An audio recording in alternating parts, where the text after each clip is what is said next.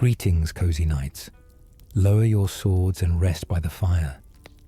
Tonight, we journey through the dark and sorrowful story of Miraak, the first Dragonborn, a man who stood at the peak of the ancient world and fell so far that the ground beneath him became a prison of his own making, sealed away in a dimension of ink and shadow for thousands upon thousands of years.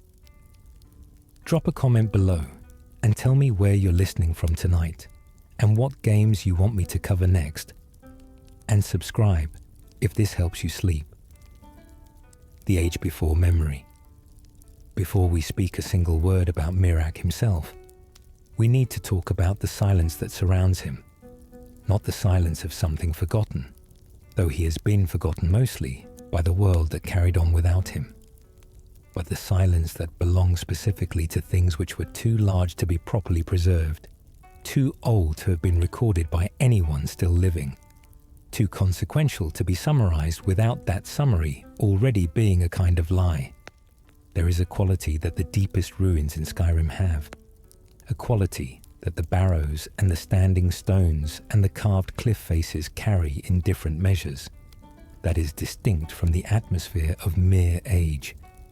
Bleakness has age, desolation has age, but the oldest places, the places that predate the civilizations that built even the oldest things you can identify, have something else.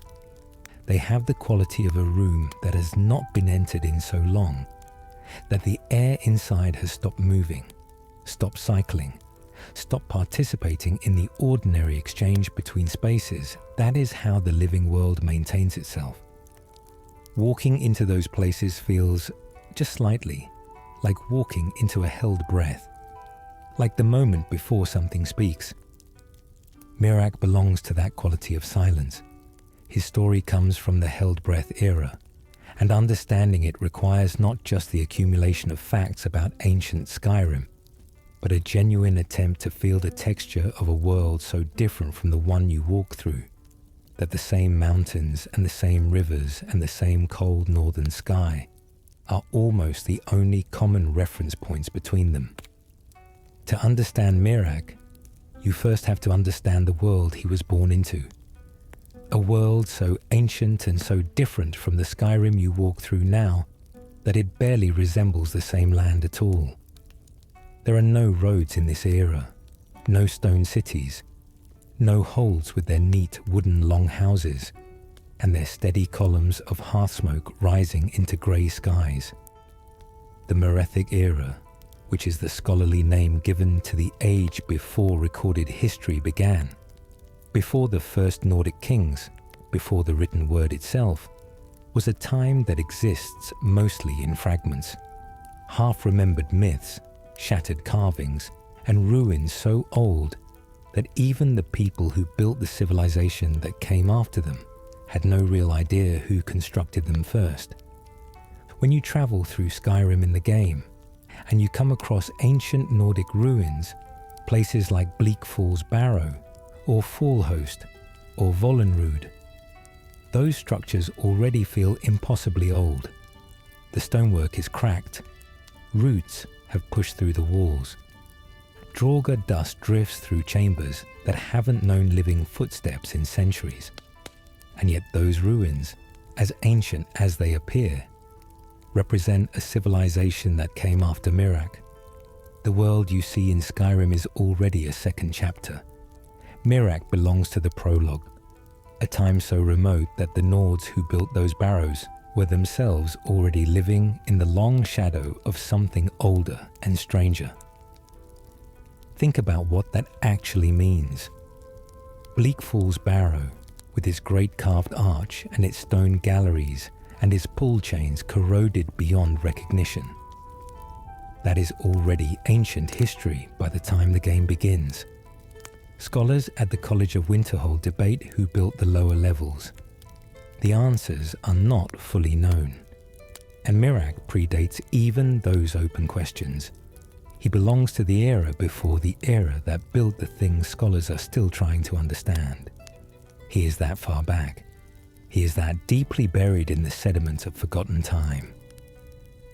There is a specific quality to this depth that the game communicates in small moments if you pay attention. When you find a journal in Bleak Falls Barrow, written by someone who entered it centuries before you, that journal already treats the Barrow as an ancient place, already regards the Draga within it as relics of a civilization he does not fully understand. The person writing that journal is themselves already deep history from your perspective. And yet even they were looking back at something older. Now go further. Keep going back. Past the companions and their original 5. Past the Dragon War. Past the first Nordic chieftains who scratched their names into stone and called themselves kings. Past the carvers of the earliest word walls, who were already working in a tradition they had inherited rather than invented. Keep going until you reach the era before writing, before names in stone, before the idea that history was something worth recording. That is where Miraak lived. That is the depth from which his story comes. The land itself remembers him in ways that the people do not. Solstime's particular landscape, the ash wastes, the ancient stone formations, the word walls positioned on high ground with clear sight lines in all directions, was shaped in part by the civilization Miraak administered. The placement of sacred sites on Solstheim follows a logic that predates the Skal people's arrival, a logic of position and prominence that speaks to the priorities of whoever chose those locations first. When the Skal settled on Solstheim and designated their All-Maker stones as holy places, they were, in many cases, designating places that had already been considered significant for reasons their own theology did not fully explain. They inherited a sacred geography that Miraak had helped create, without knowing that the inheritance came from him. This is one of the quieter ironies of his story, that the people whose spiritual world he eventually violated and corrupted had been, unknowingly, worshipping in the shadow of his legacy for generations before he made his presence felt.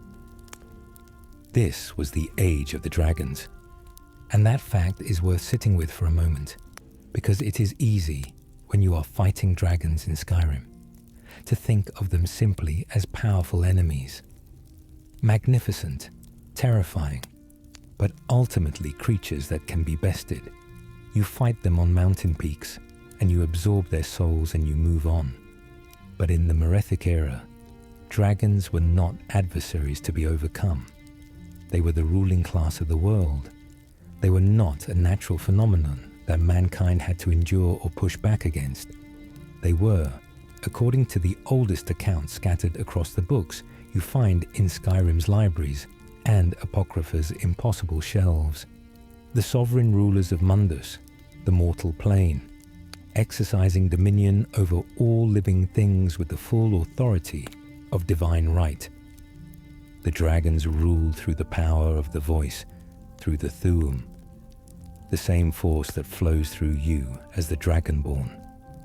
But where you learn, shouts, piece by piece, groping your way toward understanding, the dragons spoke the language of creation as naturally as breathing. Their language was not something learned. It was something they were. Every word from a dragon's throat carried the weight of reality itself, and lesser creatures, humans, mer, beasts of every kind, existed at their pleasure. To cross a dragon was not simply dangerous, it was cosmically presumptuous. It was the equivalent of a candle flame arguing with the sun. This point deserves elaboration, because players who have fought Alduin or Paarthurnax, or any of the named dragons scattered across Skyrim, have a sense of dragon power that is real but incomplete. The dragons you fight in the game are returning after a long sleep, re-establishing themselves in a world that has found ways to resist them in the intervening centuries. They are strong. They are still genuinely terrifying. but they are dragons who have been away, operating in a world that has developed walls and archers and an entire tradition of voice-trained warriors who know how to fight them. The dragons of the Merethic era had none of those countermeasures arrayed against them. They were present, active, and completely uncontested. Their authority had never been tested in any meaningful way, because there was nothing capable of testing it. The humans of that time were not resistant populations looking for an opening.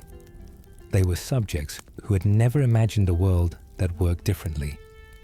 The society built around this arrangement was intricate and brutally enforced. Humans in this era, the proto-Nordic peoples who would eventually evolve into the ancestors of the Nords you meet in Skyrim, served the dragons as laborer, worshipper, and subject. And sitting at the intersection of human society and dragon power were the dragon priests. If you have played Skyrim for any length of time, you have encountered dragon priests in their barrows, masked figures of immense magical power who sleep in their tombs and rise to defend ancient shrines. You have pulled their distinctive masks from their desiccated faces. Moroke, Otar, Ragot, Nakrin, and others. And you may have assembled the complete collection at Labyrinthian to claim Konarik, the final prize. But those encounters, as memorable as they are, represent only the ghost of what dragon priests once were. In their living era, dragon priests were the highest human authority in the world. They were the intermediaries between dragonkind and the people who served them. They administered the will of the dragons, enforced their decrees, collected their tribute, and maintained the vast temple complexes and word walls that dotted the landscape of ancient Skyrim. Dragon priests were not ordinary priests in the sense of men who offered prayers in a temple and counseled their communities on matters of faith. They were theocratic rulers with terrifying magical ability, elevated by the dragons themselves, and granted power and extended life as reward for their devoted service. The relationship was, in its own way, symbiotic. The dragons needed humans to maintain their temples, to carve the word walls that preserved their history, to gather resources, to keep order among the mortal population. The dragon priest needed the dragons to give their authority meaning, to provide the magical gifts that kept them alive and powerful long beyond any normal human lifespan. It was a hierarchy maintained through mutual benefit and mutual terror, and it had endured for so long that most humans alive in that era could not imagine it being any other way. This was the world into which Miraak was born, a world layered in hierarchy, dense with supernatural authority, where the dragons were not metaphors or symbols of power, but literal, living masters whose word was law, and whose breath could burn cities to cinders. He was born into a system so ancient and so total in its control that rebellion against it was not merely dangerous. It was essentially unthinkable. The closest modern analogy might be imagining what it would feel like to rebel against gravity itself. Not the inconvenience of a heavy load, but the fundamental organizing force of the world you live in. That is what the Dragon Order was to the people born into it. It was not a government or a religion in any modern sense. It was the structure of reality as they understood it, and Miraak was born to serve at its apex. And yet, the Dragon Priests and their bargain. It helps, when thinking about the Dragon Priests, to try to understand what they would have looked like to the ordinary people of their era, because that contrast illuminates just how extraordinary and strange a figure like Miraak would have appeared even among his own kind. Imagine a community in ancient Skyrim. Stone buildings, rough-hewn, fires burning at the center of a village that exists largely to serve the needs of a nearby dragon lair. The people in this community live under the constant awareness of draconic authority. They have never known a world without it. Their parents never knew a world without it. Their grandparents could not have described one. The dragons are simply the order of things, as natural and immovable as winter. And presiding over this community, representing the dragon's will on earth, stands the dragon priest. The masks they wear, those distinctive, angular, ceremonial faces that you pry from the necks of the undead versions you fight in the game, were not merely decorative.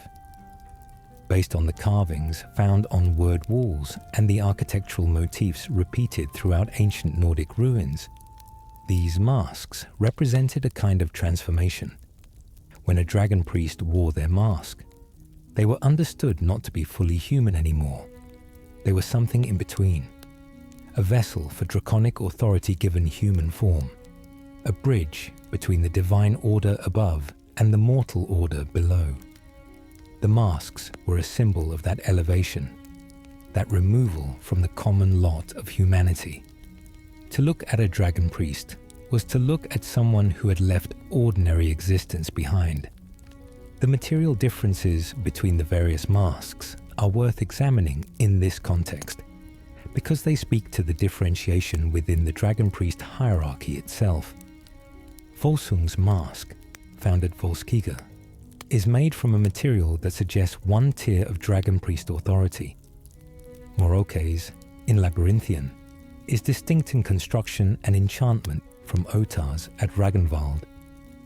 Each mask represents a different priest of a different standing, a different role, a different specialization within the system.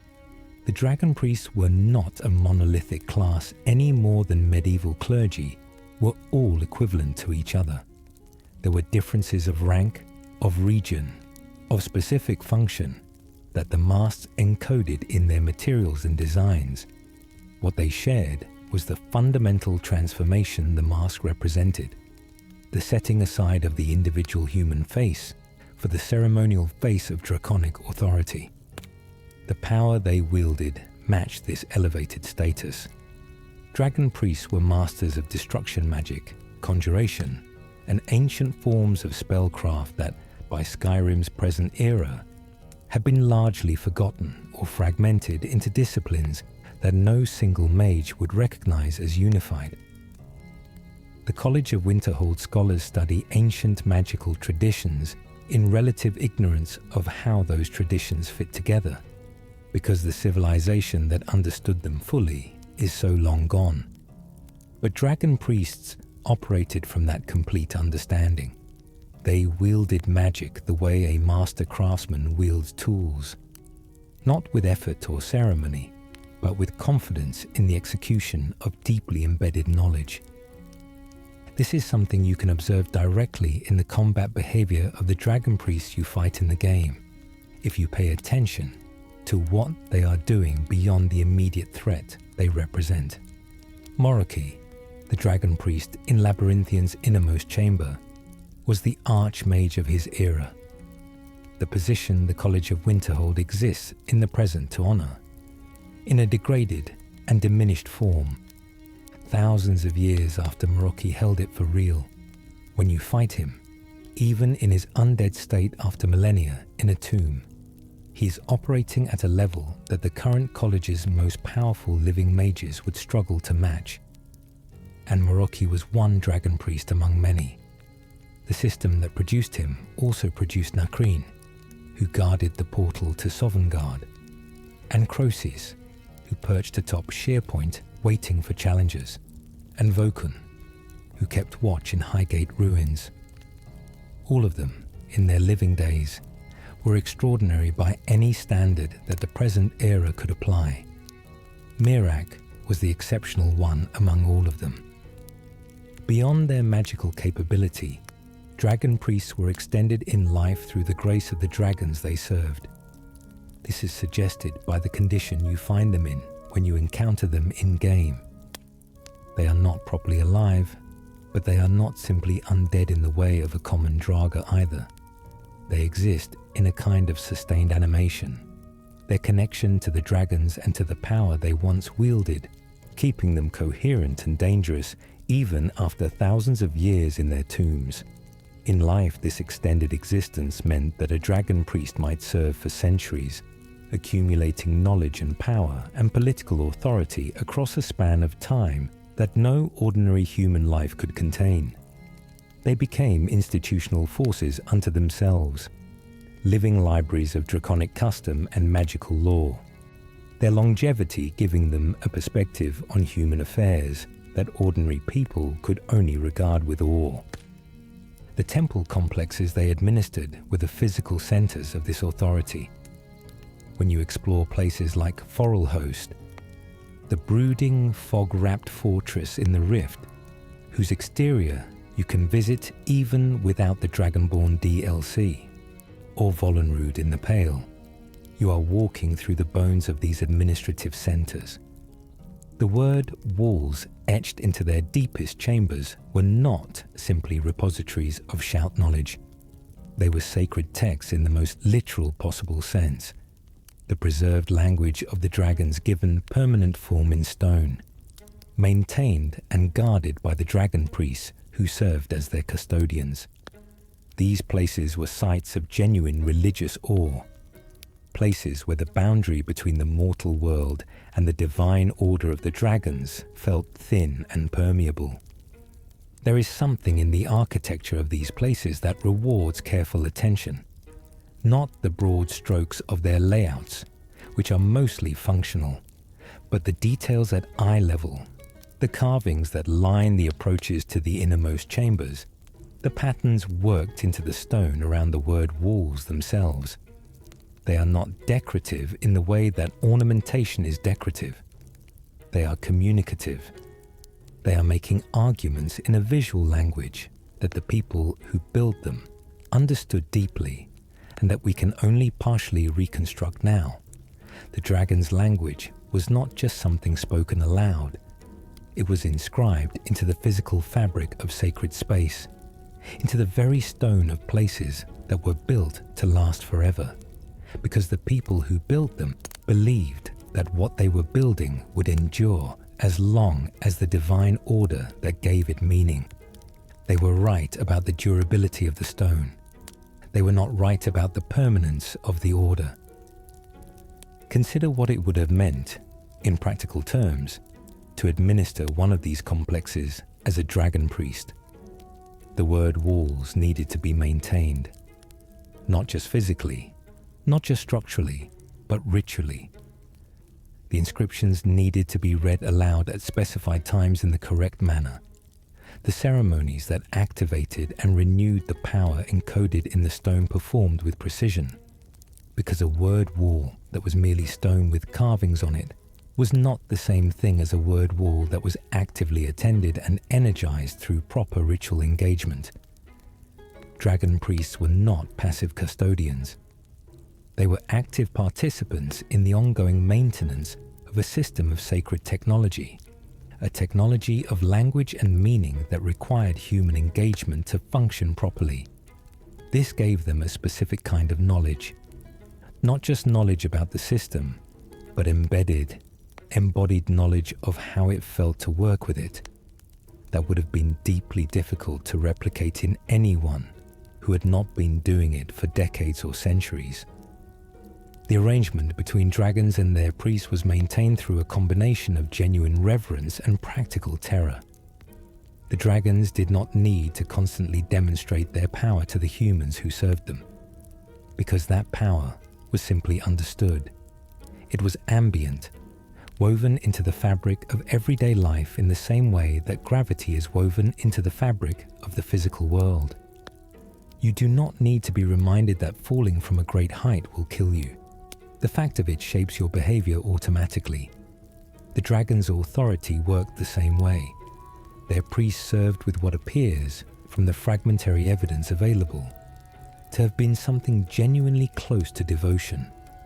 Not merely fearful obedience, but the kind of dedicated service that comes from believing deeply and sincerely that the hierarchy you exist within is correct and proper and good.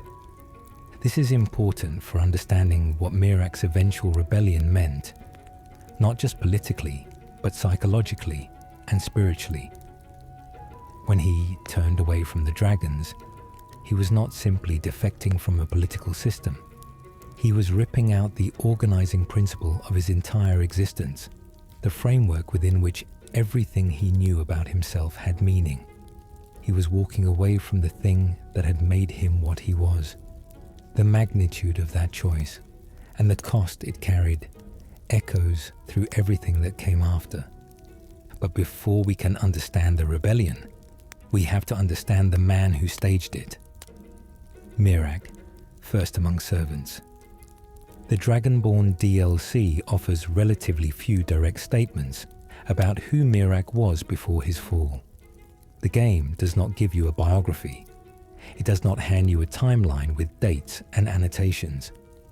What it gives you instead is a portrait assembled from fragments, dialogue from the characters who remember him or who know his story, the architecture and atmosphere of Solstheim and the Temple of Miraak, the books and inscriptions that reference him, and the testimony of the cultists who still, after thousands of years, carry his name as a banner. Let us start with what the game confirms directly, and then move carefully into the territory of reasonable interpretation.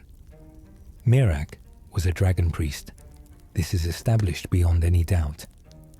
The Temple of Miraak on Solstheim, which you can explore in its entirety during the Dragonborn DLC, is structurally and architecturally identical to the dragon priest complexes found across Skyrim's mainland. The same angular stonework, the same ceremonial layout, the same relationship between the structure and the natural landscape around it. That characteristic ancient Nordic tendency to build into the earth rather than rising above it, creating spaces that feel more buried than constructed. The temple was built in the same era, by the same culture, for the same purpose. Miraak served the dragons. That is his beginning. But he was not merely one dragon priest among many. He was the first Dragonborn. And this distinction is crucial, because it means he possessed something that set him entirely apart from every other dragon priest who ever lived, and indeed from every other human who had ever existed up to that point in the world's history. The Dragonborn are, as explained through various sources in the game, including the dialogue of Arngir at High Hrothgar. Individuals born with the soul of a dragon in a mortal body. This is not a metaphor. It is a literal metaphysical condition. A Dragonborn does not merely learn the Thu'um the way a talented human can learn it through years of meditation and study, as the Greybeards do. A Dragonborn absorbs dragon souls and uses the knowledge those souls contain instantaneously, in the way that a dragon would, not as a foreign language being memorized, but as a native tongue suddenly remembered. The Thu'um flows through a Dragonborn not as a learned technique, but as an expression of what they fundamentally are. In Miraak's case, this gift was present within the context of his service as a dragon priest, and that combination, the extensive magical training of a senior dragon priest, the institutional authority of that position, and the raw innate power of a Dragonborn soul, produced someone whose capabilities dwarfed those of everyone around him. You can see the evidence of this in the mask he wears when you finally confront him.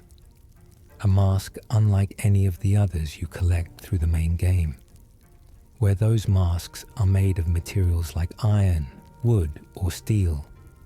Miraak's mask is something else entirely, more elaborate, more severe, somehow both more human in its proportions and more alien in its execution. It carries the visual implication of authority elevated beyond the merely priestly into something approaching the divine. His name itself carries meaning. In the dragon language, Miraak translates roughly to allegiance guide or loyal guide, a name given based on the most widely accepted interpretation, to mark him as a servant of the dragons, a guide to their will an ambassador of their authority among human populations. The name speaks to his original role and original identity, someone defined entirely by his service, his usefulness, his orientation toward a higher power. And for a time, this was not a diminishment. To be named for service at the highest level of the world's most absolute hierarchy was to be named for something genuinely exalted. The name was an honor, and he wore it as one. And for a time, this appears to have been authentic. Based on what we can reconstruct from the evidence in the game, Miraak was not merely assigned to his role as a dragon priest. He was genuinely devoted to it. The Temple of Miraak on Solstheim shows, in its architecture and its positioning, the work of someone who took the construction of sacred space seriously, who understood the theology of dragon worship deeply enough to build something that was not merely functional, but expressive of genuine reverence. The temple was not built by a cynic going through the motions. It was built by a true believer. Look at the Temple of Miraak as you first approach it in the Dragonborn DLC. Even now, overgrown and half-buried in Solstheim's volcanic earth, ringed by ash and the pale, gnarled trees that grow in that ashen landscape, it commands its position on the island with a presence that no purely utilitarian structure would have. It is positioned to be seen from a distance. The approach to it is deliberate, designed to build toward the moment of arrival at the entrance. The structure descends into the ground in the characteristic way of dragon priest construction, but the descending is not a retreat from the world. It is a movement towards something deeper, something underground, in the most sacred sense of that word. The earth itself was considered meaningful, the depth of burial a measure of significance. Miraak built down because what he was building toward was profound enough to warrant that gesture. This is someone who understood what he was building and why it mattered, and who invested that understanding into the physical reality of stone and position and proportion. This too matters enormously for what comes next, because the deepest corruptions are always the corruption of genuine things. A hollow devotion turned to betrayal is merely politics. A sincere devotion turned to betrayal is tragedy. Miraak's position among the dragon priests appears to have been one of exceptional distinction. Something set apart even within a hierarchy of the already exceptional. A recognition that what he carried was genuinely without precedent. The cultists you encounter on Solstheim at the very opening of the Dragonborn DLC, those masked figures who attack you in the streets of Raven Rock, clutching pamphlets, asking whether you have heard the word of Miraak, are not followers of an obscure or minor figure. They are devotees of someone who, even after thousands of years of absence and imprisonment in another plane of existence, commands sufficient reverence that people in the present day have organized themselves around his name and his return. That level of lingering cult authority does not attach itself to minor figures. It attaches itself to people who, in their living days, were genuinely extraordinary. Hermaeus Mora, the Daedric prince who would become the central figure in Miraak's corruption and his eternal imprisonment, described him at one point as his champion, a term Hermaeus Mora uses with precision, not casually, and the way Hermaeus Mora speaks of Miraak throughout the Dragonborn questline carries a combination of possessive pride and cold, clinical detachment that suggests, in its own unsettling way, genuine recognition of exceptional quality. Even the Prince of Fate and Forbidden Knowledge understood that in Miraak he had acquired something unusual. When the Dragonborn questline places you in direct conversation with Hermaeus Mora, one of the more disturbing undercurrents is the sense that you are being evaluated against a standard. The standard of the previous champion, the one who set the bar. Hermaeus Mora does not say this explicitly, but the implication sits in the air of every exchange. You are interesting to the prince, but Miraak was interesting to him first, and in certain ways more deeply, and the prince has not entirely finished processing what Miraak ultimately was. The man who became Miraak the betrayer, Miraak the imprisoned, Miraak the corrupted. He began as Miraak the chosen, the first, the greatest servant of the dragon order the ancient world had ever produced. And it was precisely because he was great that what came for him was able to find him. There is a particular irony in that, in the way that the things which make a person extraordinary are also the things that make them vulnerable to the specific corruptions designed for extraordinary people. Ordinary people are protected from certain temptations by the simple fact of their ordinariness. The seduction of forbidden knowledge that destroyed Miraak would not have worked on a dragon priest of middling capability and modest ambition, because the knowledge Hermaeus Mora was offering was calibrated to someone who could recognize its value, who had the intellectual and magical capacity to actually use it, who burned with enough genuine curiosity and enough genuine pride to find the offer irresistible rather than merely interesting. A smaller person would have been safer. The greatness was the vulnerability. The gift was the target that the arrow found. The whispering from the deep. There is a passage in one of the books you can find in Apocrypha during the Dragonborn questline. Not one of the Black Books specifically, but one of the ordinary texts that fill Hermaeus Mora's infinite shelves in the same way that ordinary books fill any library. That describes the prince's realm as the intersection of all knowing, where every truth that has ever been hidden comes eventually to rest. It is the kind of sentence that sounds philosophical until you have actually walked through Apocrypha, until you have felt the geometry of the place pressing against the edges of ordinary comprehension, and then it stops sounding philosophical and starts sounding like a precise and literal description of something genuinely terrible. Hermaeus Mora is present in Apocrypha in the way that a quality is present in a place. Not as a located being in a specific position, but as a pervasive characteristic of everything there. The architecture expresses him. The seekers and the lurkers embody different aspects of him. The books on the shelves are, in some sense, pieces of him, fragments of the accumulated knowing that defines his existence as a Daedric prince.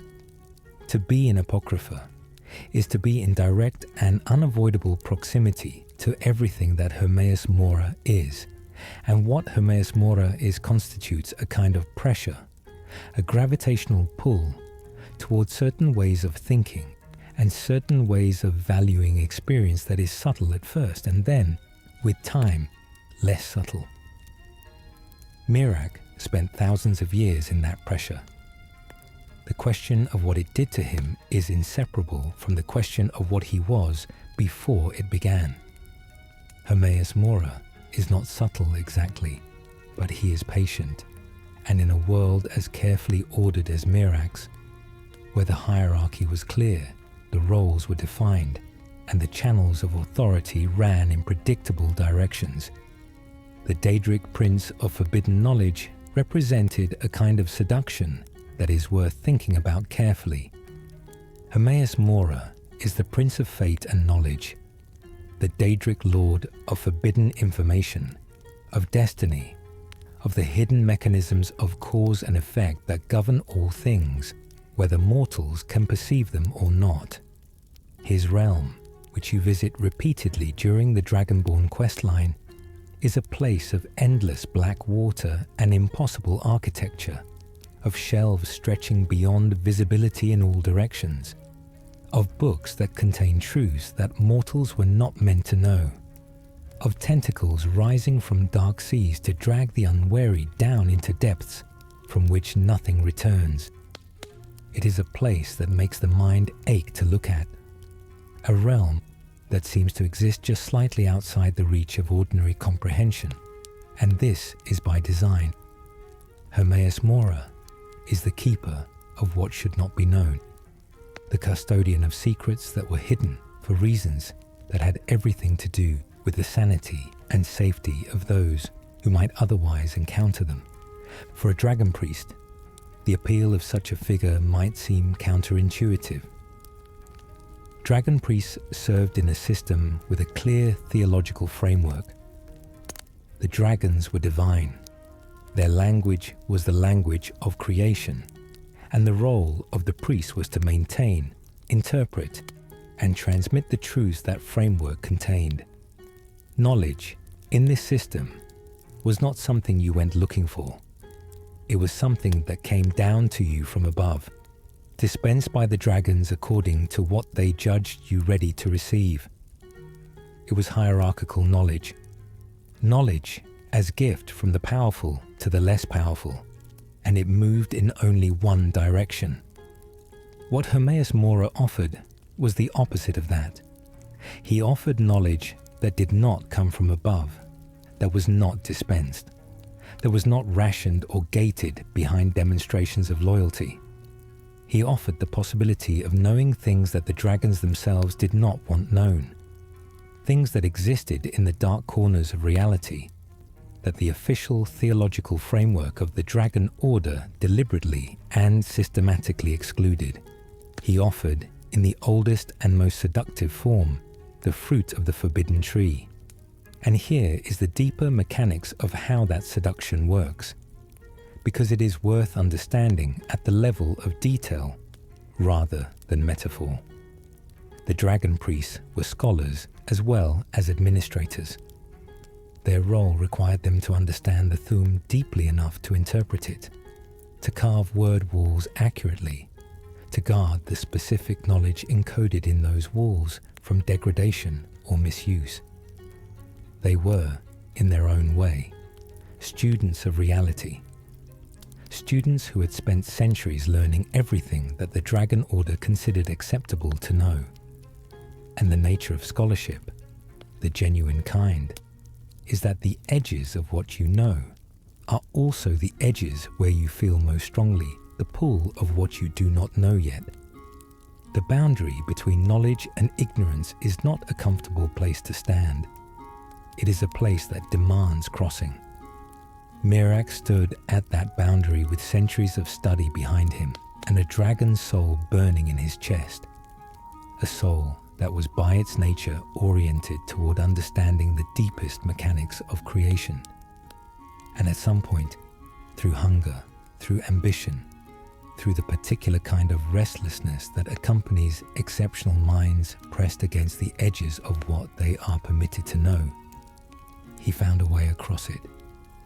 What the game does tell us, through Hermaeus Mora's own dialogue, through the UESP lore sources, and through what we can piece together from the DLC, is how the contact was actually made. Miraak came into possession of one of Hermaeus Mora's black books, and through it he sought out the prince directly. This is crucial. In the canonical account, Miraak was not a passive recipient of whispers from the dark. He was the one reaching. He was the one who opened the door. Whatever drove him to that search, curiosity, ambition, the particular restlessness of a mind that had absorbed everything the Dragon Order was willing to give and wanted more. He made the first move, and Hermaeus Mora, who had presumably been watching, answered. What the prince gave him in return was specific and devastating. According to the game's lore, Hermaeus Mora taught Miraak the Bend Will shout, the same shout you must learn yourself during the Dragonborn questline to break Miraak's control over the Allmaker stones. In Miraak's hands, this shout was not just a tool for enslaving the people of Solstheim. It was the weapon he used against the dragons themselves, bending their will, turning the creatures who had been his masters into creatures he could command. Combined with his innate ability as the first Dragonborn to absorb dragons' souls permanently, this gave him a form of power over dragons that the Dragon Order had no framework to anticipate or counter. The knowledge Hermaeus Mora gave him was not abstract. It was a key designed precisely for the lock Miraak needed to open. This would have been intoxicating to someone in Miraak's position. Not because of simple vanity or hunger for power, though those qualities were certainly present in him. His subsequent behavior makes that clear enough. But because for someone with the mind of a true scholar, with the Dragonborn's intuitive connection to the nature of things, the suggestion that the world was not what it appeared to be, that the hierarchy he served contained a hidden architecture that could be read and potentially used by someone with sufficient knowledge, that would have been, quite simply, irresistible. The question is not why Miraak sought out Hermaeus Mora when the opportunity presented itself through that black book. The question is whether anyone with his nature could have walked away from it. And the exchange deepened. What had begun with a black book became a sustained relationship, the kind that Hermaeus Mora excels at maintaining, structured around the gradual provision of knowledge in exchange for gradual deepening of the student's dependency on the prince who holds it. There is a progression to how Hermaeus Mora operates with mortals that you can observe in miniature during your own interactions with him in the Dragonborn questline. He begins by establishing that he has what you need. He gives you enough to confirm that the need is real and that he is genuinely its solution. Then he names his price, always framed as reasonable, always framed as proportionate, always framed in terms of exchange rather than submission. What you give him always feels, in the moment, like less than what you receive. The deal always appears to favor the mortal. This is the structure of the trap. It is not designed to feel like a trap. It is designed to feel like the most sensible transaction available. And the Dragonborn questline gives you enough interaction with Hermaeus Mora to see this structure at work in real time, which means you are also seeing the structure of what worked on Miraak from the beginning. The other detail worth noting about the way Hermaeus Mora approaches his subjects is the specificity of what he asks for. He does not ask for vague service or undefined loyalty. He asks for specific things: a piece of knowledge here, an action there, a particular sacrifice at a particular time. This specificity is not accidental. Each individual request is small enough to grant without feeling the full cost of granting it. It is only in retrospect, after many such grants, that the accumulated weight becomes visible. By that point, the pattern of compliance is already established, the relationship already structured, the exits already less obvious than they once were. Miraak went through this process over centuries before he ever reached the moment of open rebellion. And by the time he made that dramatic gesture of independence, he had already, in dozens of smaller and less visible ways, made himself Hermaeus Mora's. The rebellion was real, but it was also, from the prince's perspective, simply the next phase of an experiment that had been running for a very long time. Miraak studied, he learned, and as he learned, something in him began to shift.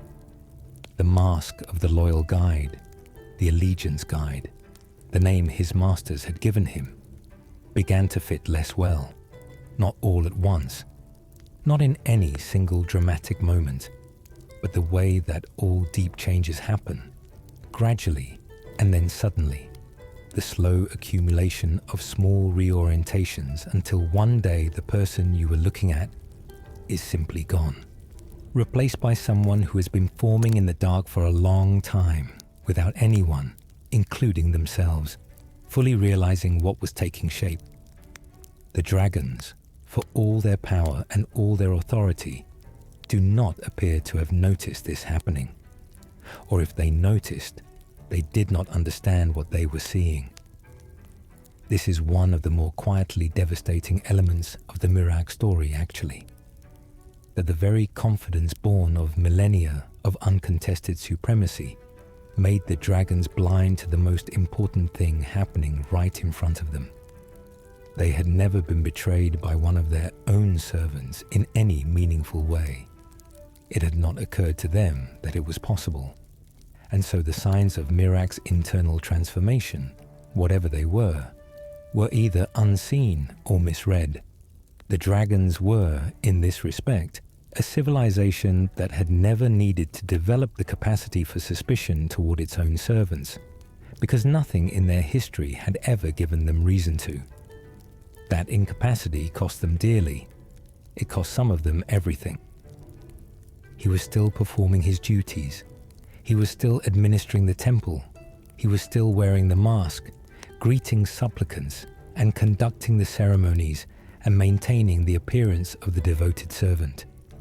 And all the while, something ancient and vast and patient was pouring forbidden light into the spaces behind his eyes. And he was opening himself to it willingly, with both hands and the full force of a mind that had been waiting, without knowing it, for exactly this kind of illumination. The first betrayal, the rebellion, when it came, was not impulsive. This is perhaps the most important thing to understand about what Miraak did and how he did it. Miraak did not snap one day and turn on a dragon in a moment of rage or wounded pride. He did not accumulate small grievances until they boiled over. He planned, he prepared, he assembled the tools and the knowledge necessary to do something that had never been done before in the history of the world.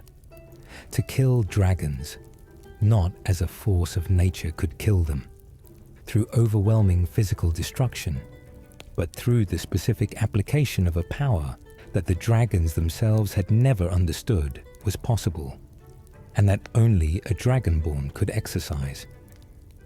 The specific word walls on Solstheim that you read during the Dragonborn DLC deserve special attention here, because they function differently from the word walls on Skyrim's mainland in ways that are easy to miss if you are primarily focused on the shout knowledge they contain. The word walls on the mainland were, for the most part, carved by, or for the Nordic tongues of the Dragon War era and its aftermath. They are, broadly speaking, part of the cultural infrastructure built to preserve the voice for human use. But the walls on Solstheim are older. The carvings on Miraak's island predate the Dragon War. They were put there during the period when Miraak himself was active, or shortly afterward, and they carry in their language and their imagery the texture of a different historical moment. Not the aftermath of dragon defeat, but the terrifying height of dragon supremacy and the first cracks appearing in it. When you stand at a word wall on Solstheim and read the inscriptions around it, there is a quality to the space that is distinct from the mainland walls. It is not simply atmospheric difference, though the ash and the distant thunder of Red Mountain across the water contribute to that. It is that these walls are, in a sense, witness testimony. They were carved by people who were there, people who saw what Miraak did, who felt the ground shake under the weight of his rebellion, who lived in the days when the impossible was happening right in front of them, and had to find some way to record it in stone before the world moved on and forgot. The ability to permanently kill a dragon, to slay not just the physical body but the immortal soul itself, is the defining capability of the Dragonborn. This is explicit in the game, established through Anger's explanations at High Hrothgar, and through the reactions of characters like Delphine when they realize what you are. Normally, a dragon that is killed in the physical world simply has its soul disperse, and that soul can eventually reconstitute, find a new body, return. The death is temporary, but a Dragonborn can absorb that dispersing soul, consuming it, permanently ending the dragon's existence. There is no reconstitution. There is no return. The soul is gone. Miraak, as the first Dragonborn, was the first being in existence capable of doing this. and he used that capability with deliberate, surgical precision. The Temple of Miraak on Solstheim, which the enslaved workers of the island are compelled to expand and excavate even in the present day, sits atop what was clearly a site of enormous significance in the ancient world. The location was chosen deliberately, positioned in a place of geographic and possibly magical prominence on the island of Solstheim, which in the Merethic era was connected more directly to the mainland cultures of ancient Skyrim than the relatively isolated island it appears to be in the game's present day.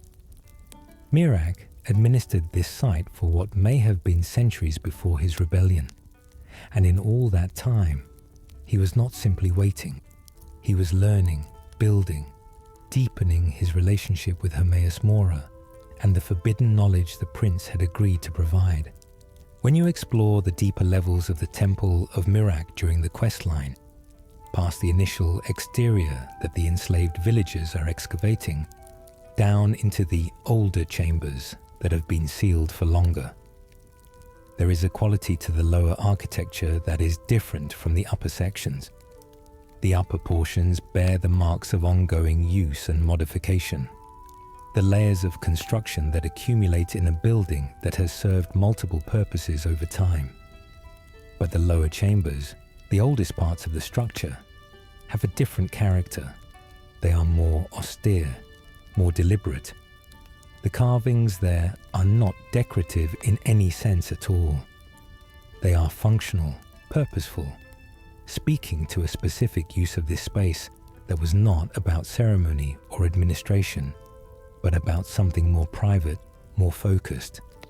Based on what we know about the preparations Miraak was making, those lower chambers could represent the physical site of his early research, the place where he worked through what Hermaeus Mora was teaching him and tested its applications in the secrecy that his position gave him access to.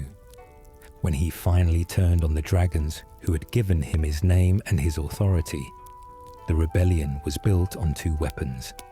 The first was bend will, the shout Hermaeus Mora had taught him. The same shout you must learn during the Dragonborn questline to undo his work on Solstheim. In Miraak's hands, it was turned against the dragons themselves, bending creatures that had never been bent, turning masters into servants in an instant of reversal that the Dragon Order had no concept for. The second weapon was his Dragonborn nature, the ability to absorb dragon souls permanently when their bodies fell, a capability no other being in existence could exercise. Together, these two things made him something unprecedented, a figure who could both control dragons and erase them. He was not doing this entirely alone. The lore confirms that 3 other dragon priests, Azidal, Dukan, and Zakrisos, joined Miraak's cause and became his most powerful servants, known in the records as his acolyte priests. Their reasons for following him are not detailed in any surviving source, but the fact that they did follow him suggests that whatever Miraak was offering or demonstrating was persuasive enough to move men who had spent their lives in devoted service to the Draconic Order. Whether they were drawn by genuine conviction, by opportunity, or simply by the overwhelming display of a power they recognized as something the old order had no answer for, the game does not specify. What the 21 dragon skeletons found around and within the Temple of Miraak do specify is the scale of what that coalition achieved. 21 dragons, permanently erased from existence. That is the record of what Miraak and his acolytes accomplished. Think about what it would have felt like to witness this from the perspective of another dragon priest. You are a servant of the divine order. You have been serving for centuries, perhaps. You have administered ceremonies and maintained word walls and enforced the will of your draconic masters with the absolute confidence of someone who has never had any reason to doubt that the structure sustaining your life is permanent and correct. And then you hear that Miraak, the first Dragonborn, the most gifted among you, the one whose name means loyal guide, has turned on a dragon and killed it permanently. The soul is simply gone. There will be no reconstitution. The dragon is not sleeping or dispersed or waiting to return. It is ended in a way that nothing in the history of the world has previously ended. The theological implications of this would have been shattering. Dragon priests served within a framework that made the dragon's immortality a cornerstone of their divine authority. The dragons were eternal. Their authority was eternal because they were eternal. Everything the dragon priest built and maintained and believed about the structure of the world rested on the bedrock of draconic deathlessness.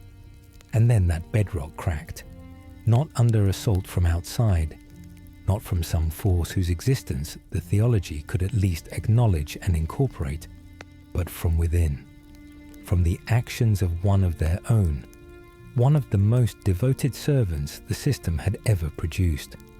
The crack did not just damage the theology, it raised the question of whether the theology had ever been accurate in the first place. If a dragon priest could kill a dragon, what else about the divine order was not what it appeared to be? This is why Miraak's rebellion was not simply a political crisis for the Dragon Order.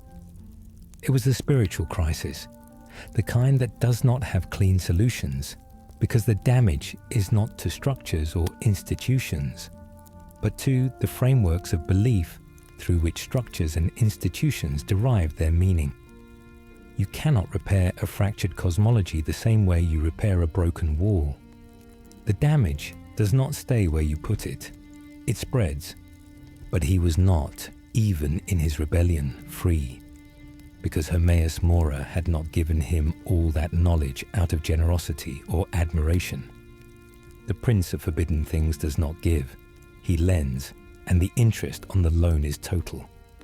Miraak's increasing power, his growing distance from the draconic order, his willingness to commit acts of cosmic transgression against his masters, all of this had been guided, fed, and carefully cultivated by Hermaeus Mora precisely because it served the Daedric Prince's purposes.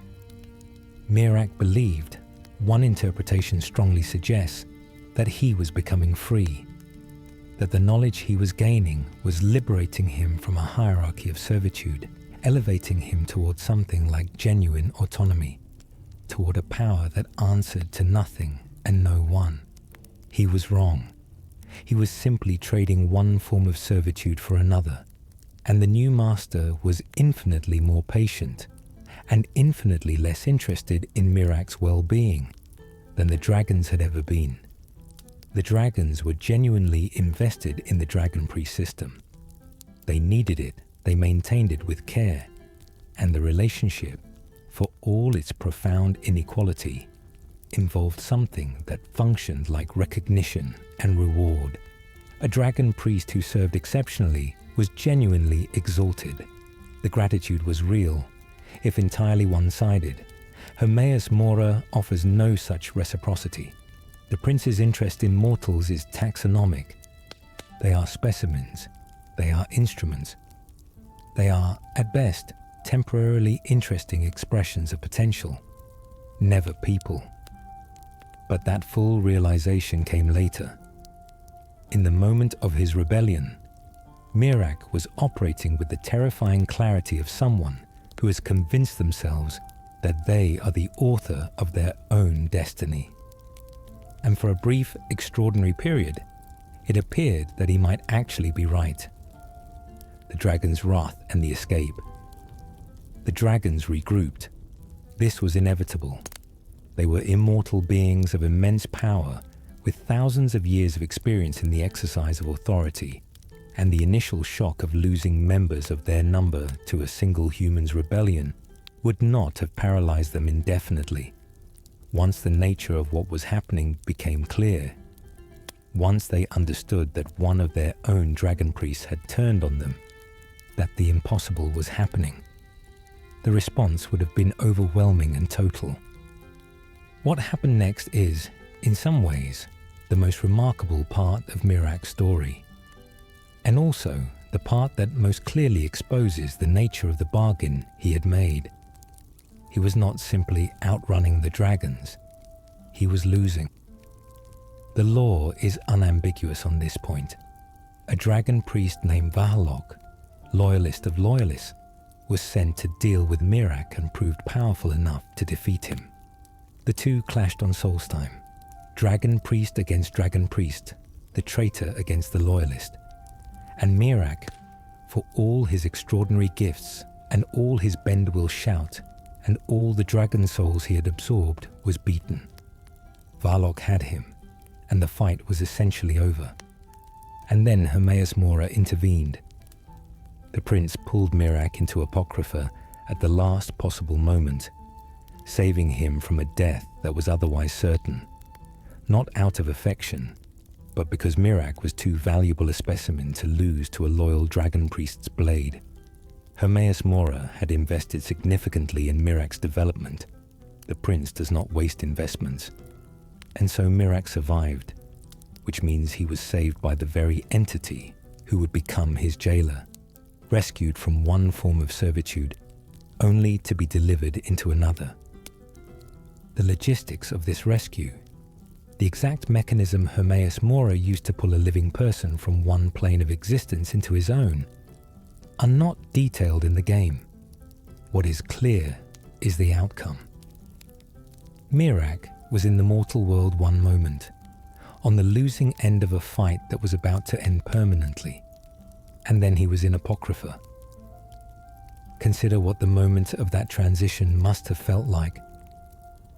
One moment you are standing in the mortal world, the world you were born into, the world where the cold wind comes off the sea of ghosts, and the mountain peaks are white against a grey sky, and the smell of pine and ash and turned earth is the smell of being alive.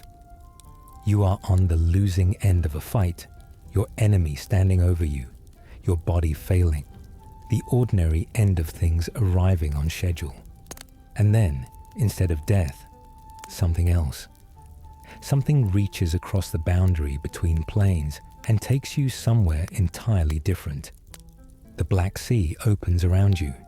The shelves extend in every direction to distances that do not correspond to any ordinary understanding of how space works.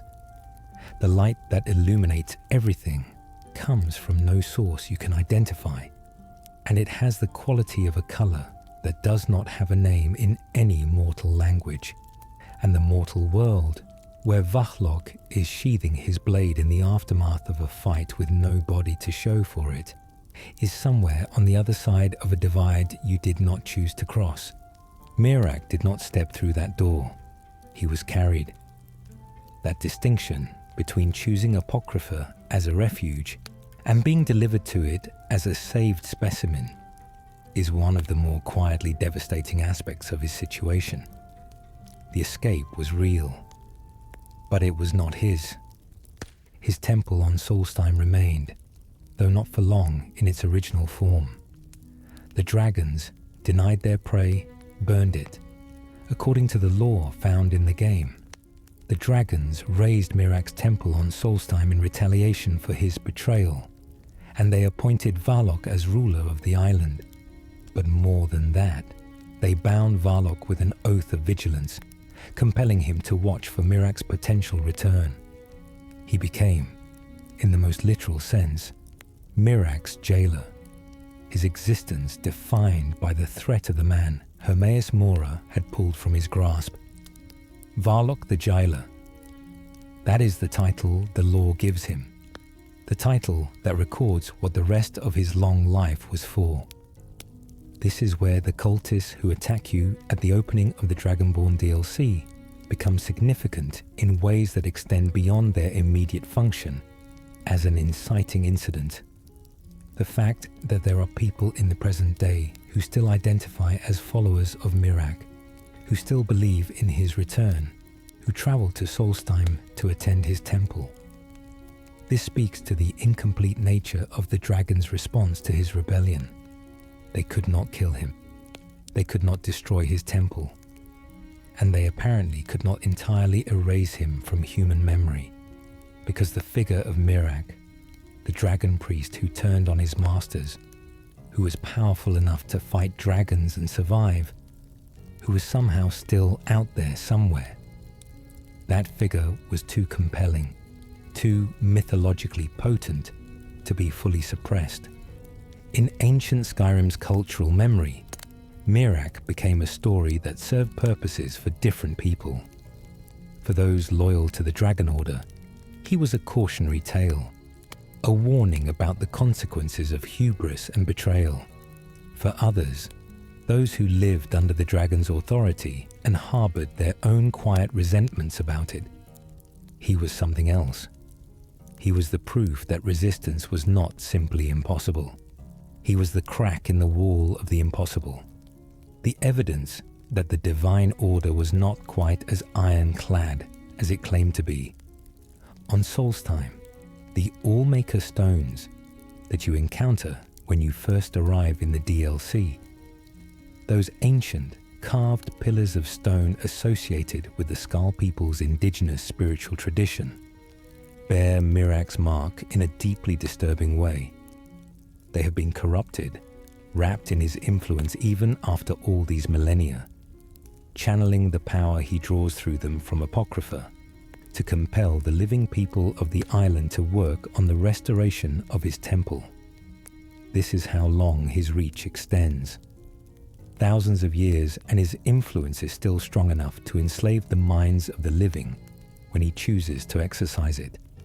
It is not magic exactly, or rather, it is the kind of magic that only Apocrypha makes possible, the kind of reality-bending influence that exists at the intersection of forbidden knowledge and raw will, a connection so old and so deep that even the thickness of thousands of years of time does not significantly weaken it.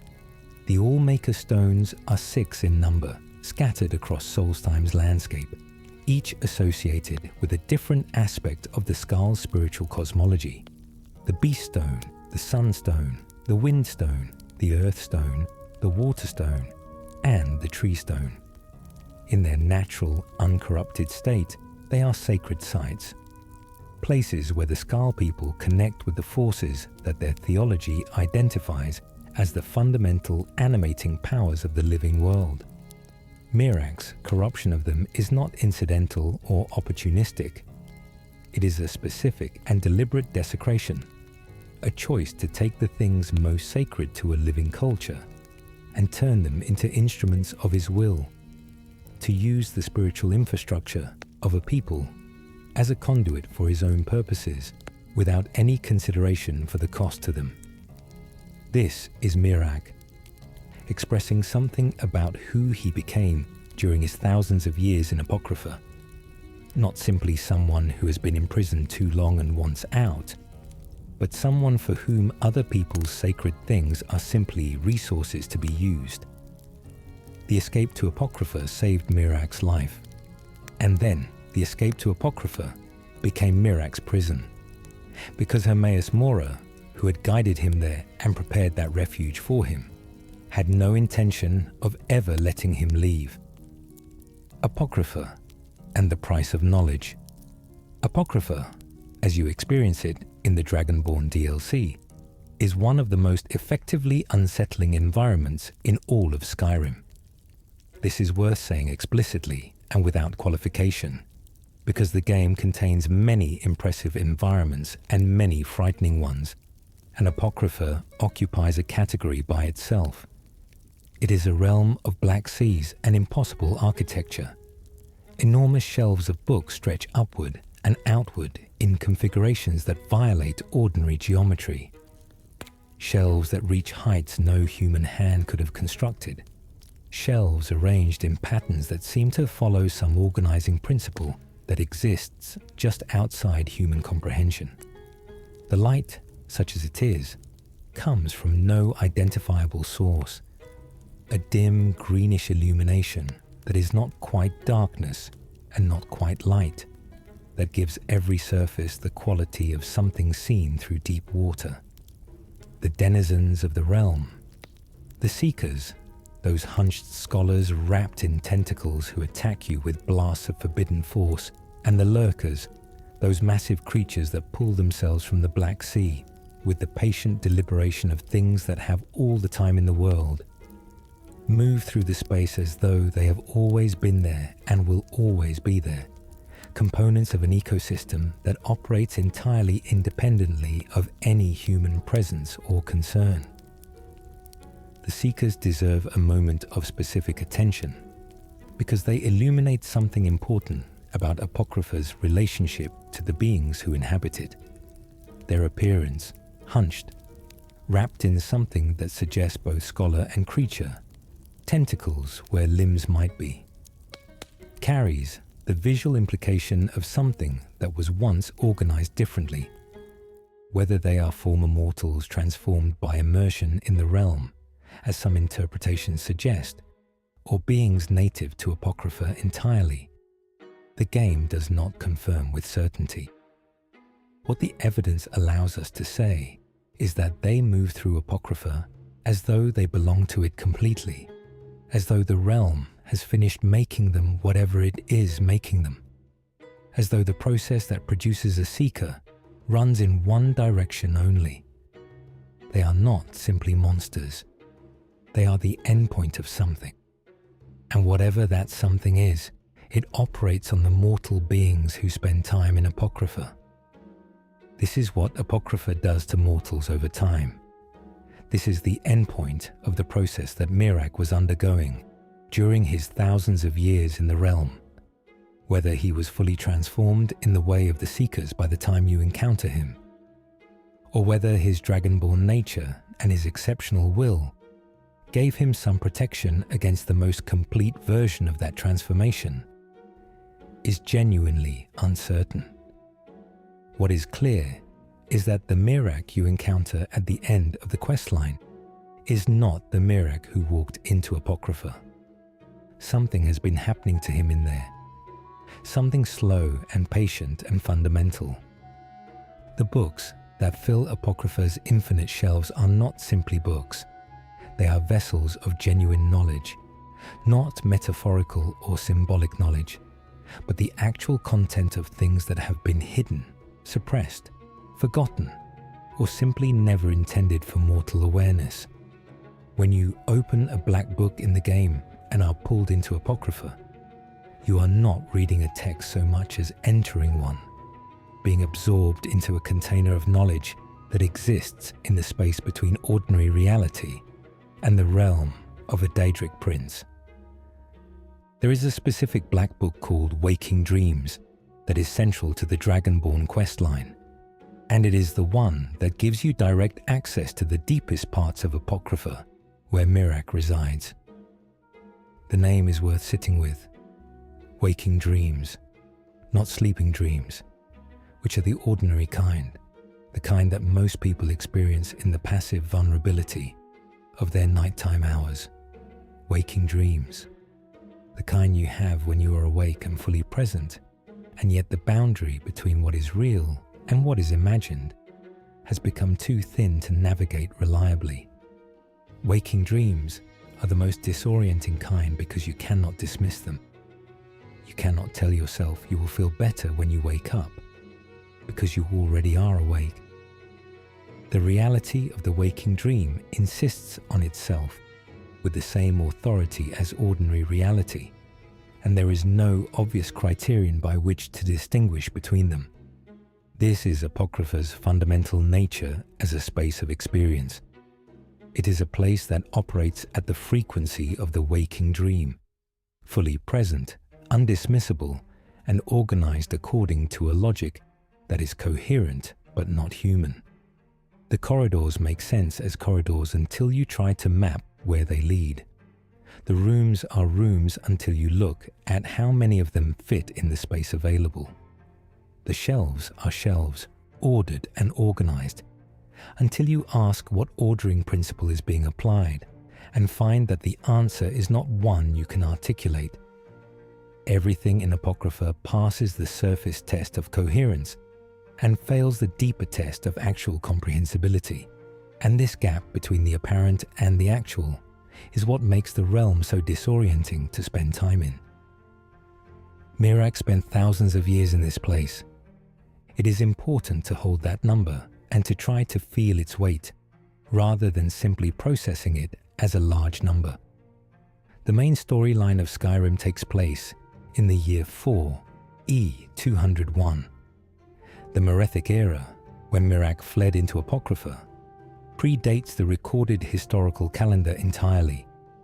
It is so ancient that the first year of the First Era is itself already a reconstruction, the written record only beginning after the Merethic era was already over. Estimates of how long Miraak has been imprisoned in Apocrypha range, depending on the source and the interpretation, into several thousand years at minimum. Some estimates push higher.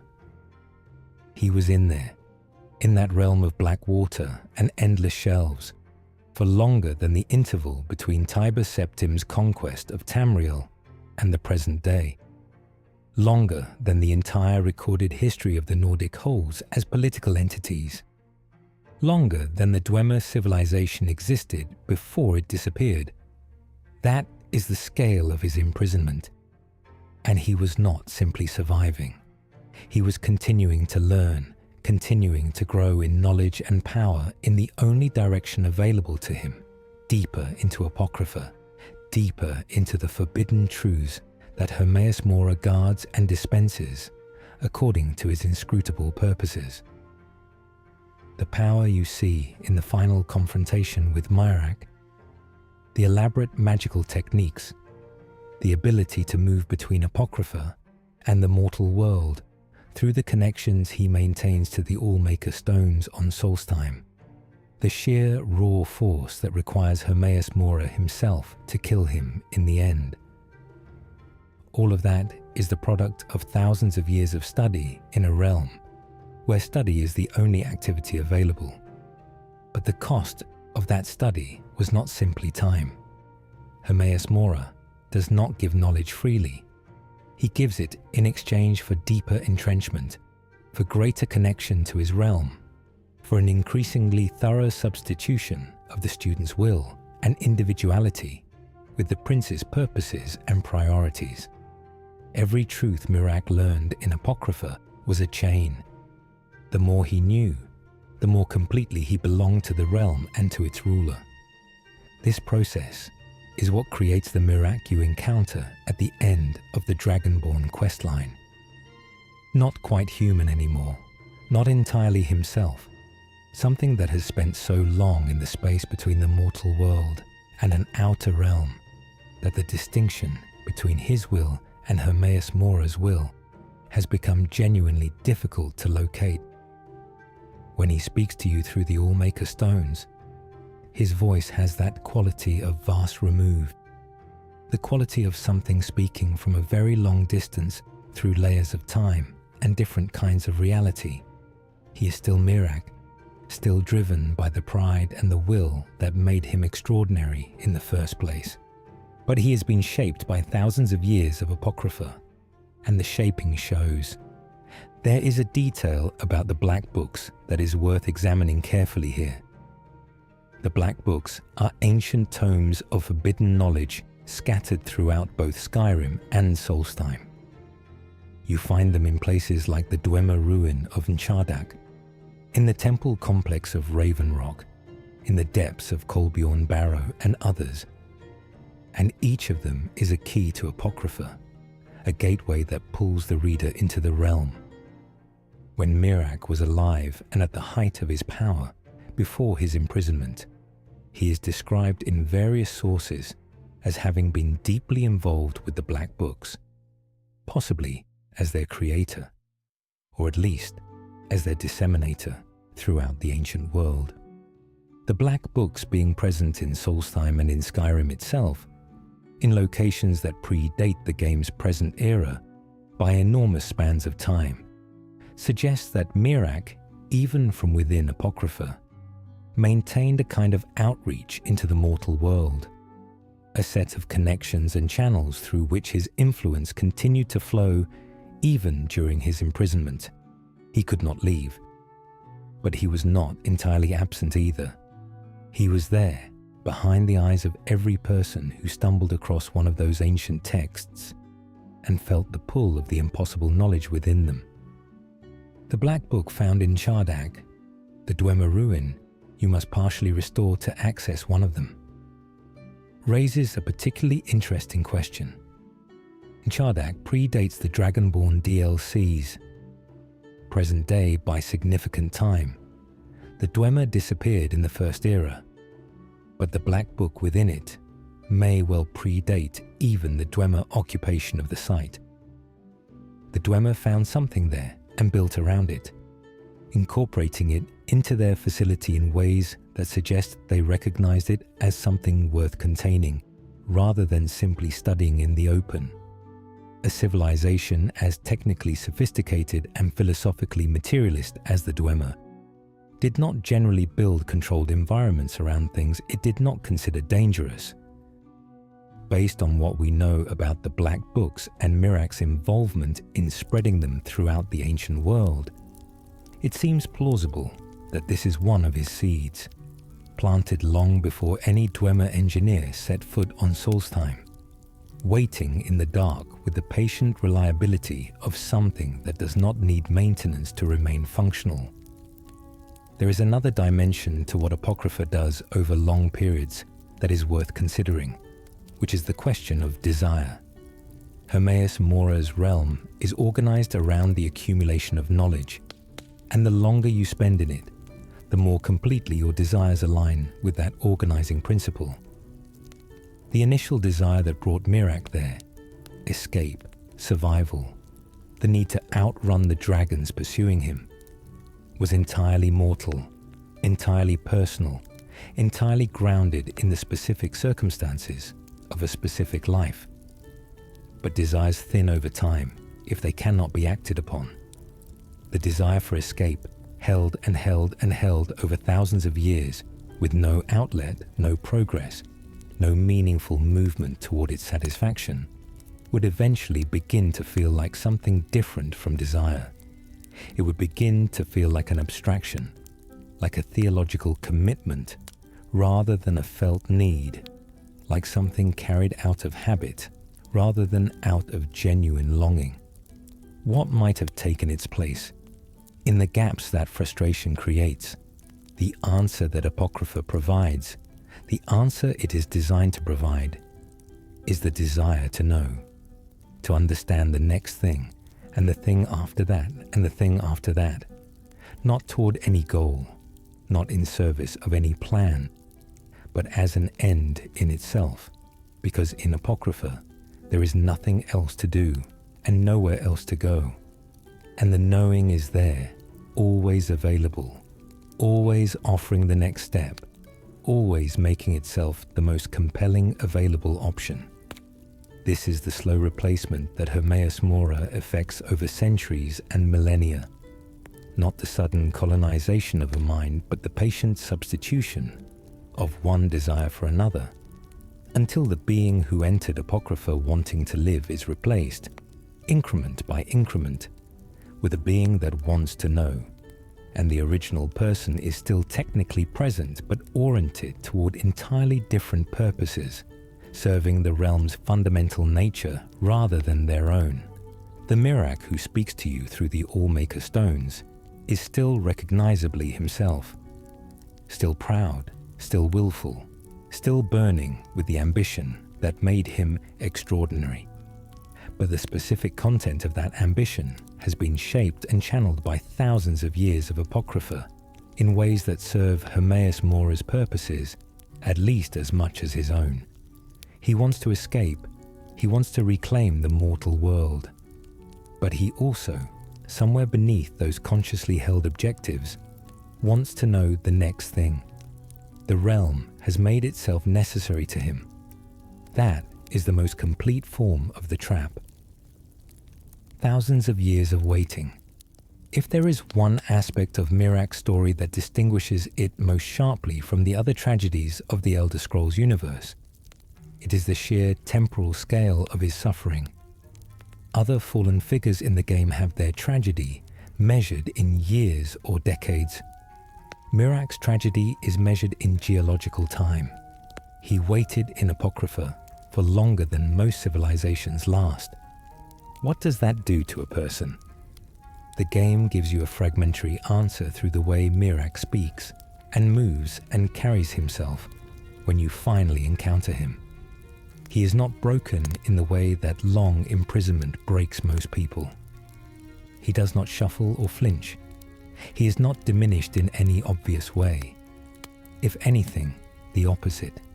He's vast in his presence, overwhelming in his confidence, operating on a scale of self-assurance that is itself a product of the unimaginable depth of his experience. He has outlived every civilization that knew his name. He was already in Apocrypha when the Dragon War unfolded without him, when the heroes he had refused to help went ahead and ended the Age of Dragons anyway, when Alduin was bound and the Dragon Order collapsed and the world moved on into a future that had no particular place for his memory. But the waiting has also made him monomaniacal. Everything Miraak does, everything he has been doing throughout those thousands of years, is oriented toward a single objective: escape. Not revenge exactly, though revenge is certainly present in his motivation. Not knowledge for its own sake, though knowledge is certainly the currency of his existence in Apocrypha. Everything comes back to escape, to leaving, to returning to the mortal world that he has been separated from for so long that it has changed almost beyond recognition while he was away. The specific mechanism through which he plans to accomplish this escape is revealed gradually through the Dragonborn questline, and it involves you, the Dragonborn of the present era, in ways that are simultaneously flattering and deeply dangerous. Miraak needs accumulated dragon souls. He has been siphoning the souls of dragons killed in Skyrim, stealing them from under the nose of the present-day Dragonborn, using the connections he maintains through the All-Maker stones to reach across the dimensional divide and claim what he needs. The stolen dragon souls are a detail that every Skyrim player who has the Dragonborn DLC will be familiar with, but it bears looking at closely in the context of Miraak's full story, because it represents something quietly devastating about his situation.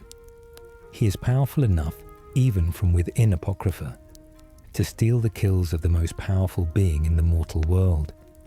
He is powerful enough to enslave the minds of the people of Solstheim and turn them to labor on his temple. He is powerful enough to speak across dimensional barriers and make himself heard. And yet none of this power is sufficient to simply walk out of Apocrypha and return to the world he left behind thousands of years ago, because Hermaeus Mora will not allow it. The imprisonment is not physical. There are no bars. There is no lock. There is something far more total and far more insidious. Miraak is trapped because Hermaeus Mora needs him to be trapped. Because a Miraak loose in the mortal world is a Miraak who might find a way to truly escape the prince's influence, who might become genuinely free in the way that he originally believed he was becoming free when he first listened to those whispers in the dark. And Hermaeus Mora, who has been patient for millennia about many things, is not inclined to permit that. Consider the specific form his plan takes. He is not simply gathering power in the abstract. He is trying to accumulate enough Dragonborn-specific force, the kind of power that only Dragon Soul absorption creates, the kind that is unique to his nature and cannot be replicated by any other means available to him in Apocrypha. To break through the barrier between realms, the fact that he is stealing your kills to do this rather than his own reflects something important. In Apocrypha, there are no dragons to absorb. Hermaeus Mora's realm does not contain the creatures who would give Miraak what he needs. He is dependent on the mortal world for the one resource that matters most, and the mortal world is the one place he cannot reach directly. The irony of that dependency, of the first Dragonborn being unable to access the one thing that defines Dragonborn power, is quietly excruciating. It is worth pausing here to consider the cultists themselves as evidence of the quality of Miraak's will and the depth of his remaining influence, because they are genuinely remarkable figures when you stop to think about them. These are not people who were raised in a tradition that included Miraak as a central figure from childhood. The cult of Miraak is not an ancient institution with centuries of continuous membership and a developed theology and a network of temples with proper clergy. It is, as far as the game's evidence suggests, something Miraak has been building or rebuilding in the present era through those same channels of whispered influence that connect him through the Allmaker stones and through Apocrypha's reach into the waking world. The cultists who attack you in Raven Rock are wearing distinctive masks and carrying pamphlets, and are organized enough to identify you on arrival and respond with coordinated violence. They have been sent specifically for you. Miraak knew you were coming, or knew the Dragonborn was coming, which amounts to the same thing. He has been watching the mainland through whatever observational channels Apocrypha affords him, and when a new Dragonborn emerged in Skyrim and began moving through the world, with the kind of footprint that Dragonborns leave, the absorbed dragon souls, the resonance of the Thu'um being spoken in the mortal world, he noticed. And he responded. The speed and specificity of that response is itself significant. Miraak was not caught off guard by the emergence of the new Dragonborn. He was prepared.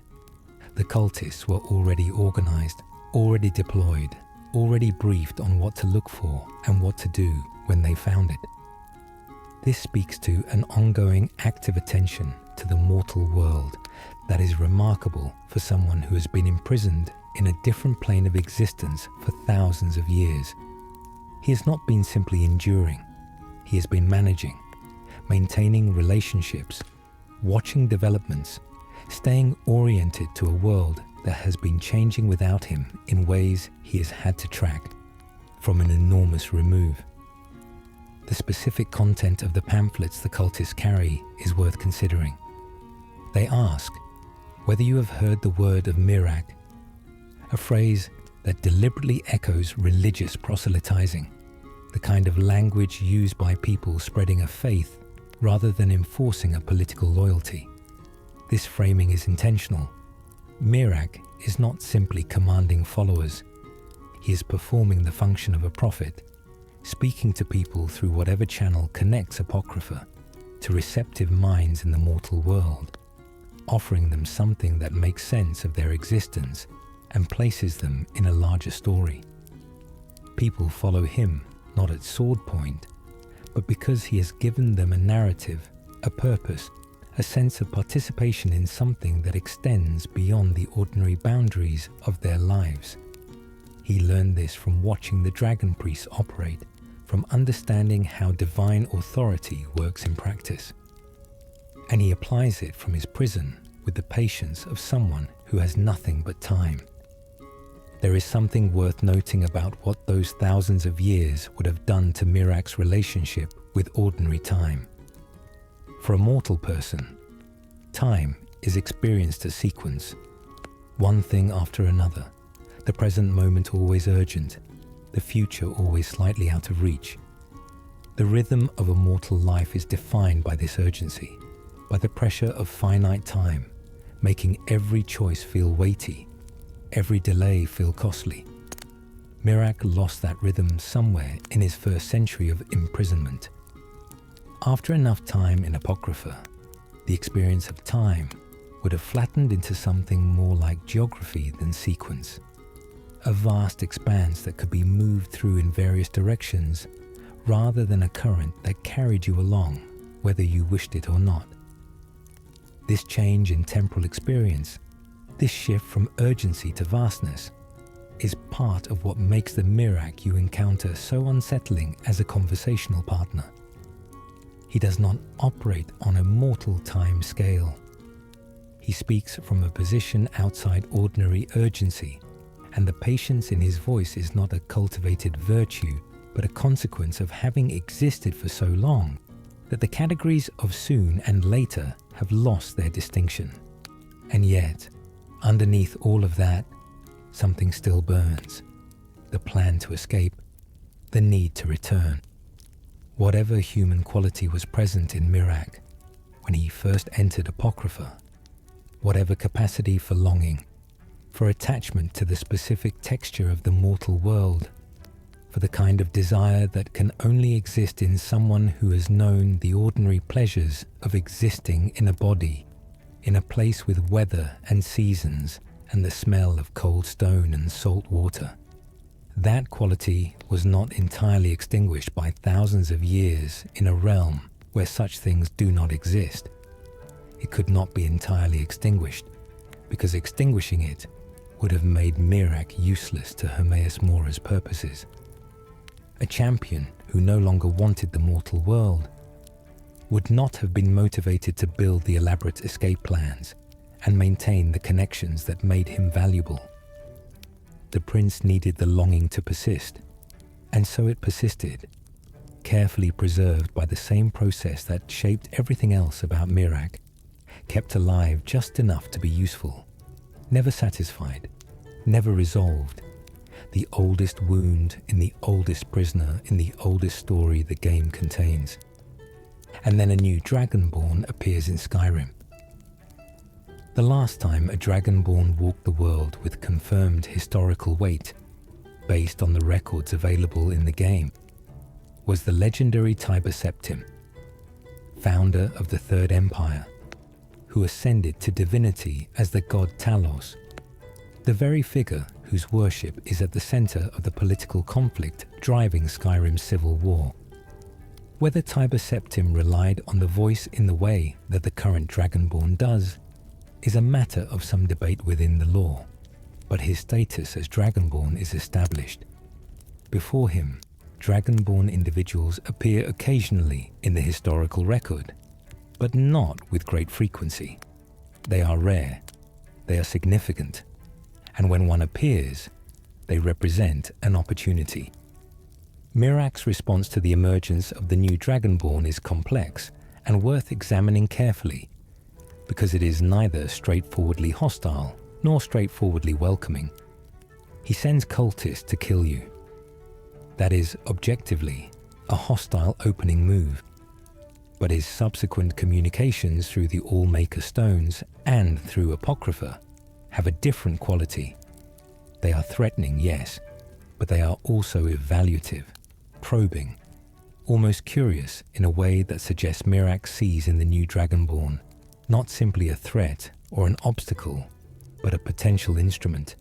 He is not underestimating you. He is calculating. And underneath the calculation, something the game does not explicitly state, but which the evidence implies, there might be something else. Something that functions in Miraak like recognition. You are what he was. You carry in you the same fundamental thing that he carried, the dragon soul in a mortal body, the power that he once defined himself by and then had taken from him, the connection to the world that he has been separated from for longer than human civilization has existed. When he looks at you across the dimensional barrier, one interpretation suggests he is not simply looking at a tool or a threat. He is looking at a mirror. The world remembers. While Miraak was suspended in Apocrypha, the world he had left behind continued. Not on pause, not in stasis, but fully and completely. Centuries of history, war, religion, cultural change, the rise and fall of empires, all of it proceeding without him, generating the Skyrim you actually walk through in the game. The Dragon War, the great conflict through which the dragons were eventually overthrown by the ancient Nords in alliance with the dragon Paarthurnax, happened after Miraak's imprisonment. The heroes of that war, the tongues, as they are known in historical memory, developed the voice into a weapon specifically capable of countering dragon power, and used it to drive the dragons back and eventually bind Alduin himself, the World Eater, beneath time. None of that involved Miraak. He was already gone. He was already in Apocrypha when the war that ended his era was fought and won. This is a quietly important point. Miraak did not see the fall of the world he had betrayed. He did not watch the dragons lose. He was present for the last moment of that world's stability, the moment of his own rebellion. And then he was absent for everything that followed. The dragons who sought his death did not die at his hands. They died at the hands of people whose names he never knew, in battles he never witnessed, over the course of a war he played no part in.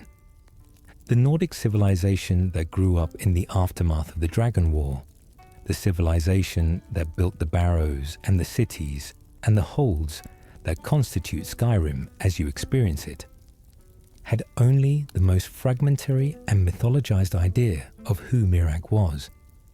He was not a figure in their standard heroic history.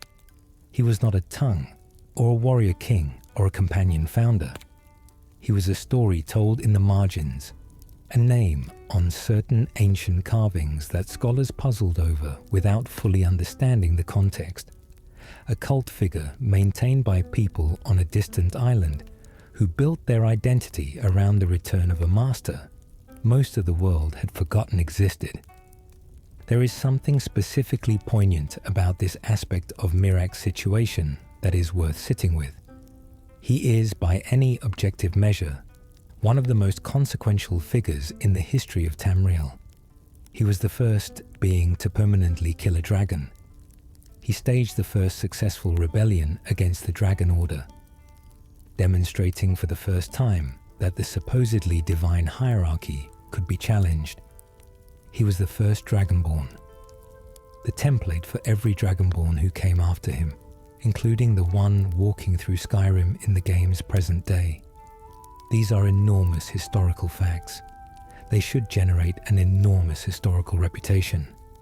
And yet, the civilizations that came after him, the ones that flourished in the world his rebellion helped unsettle and that grew tall in the space his actions helped clear, did not remember him properly.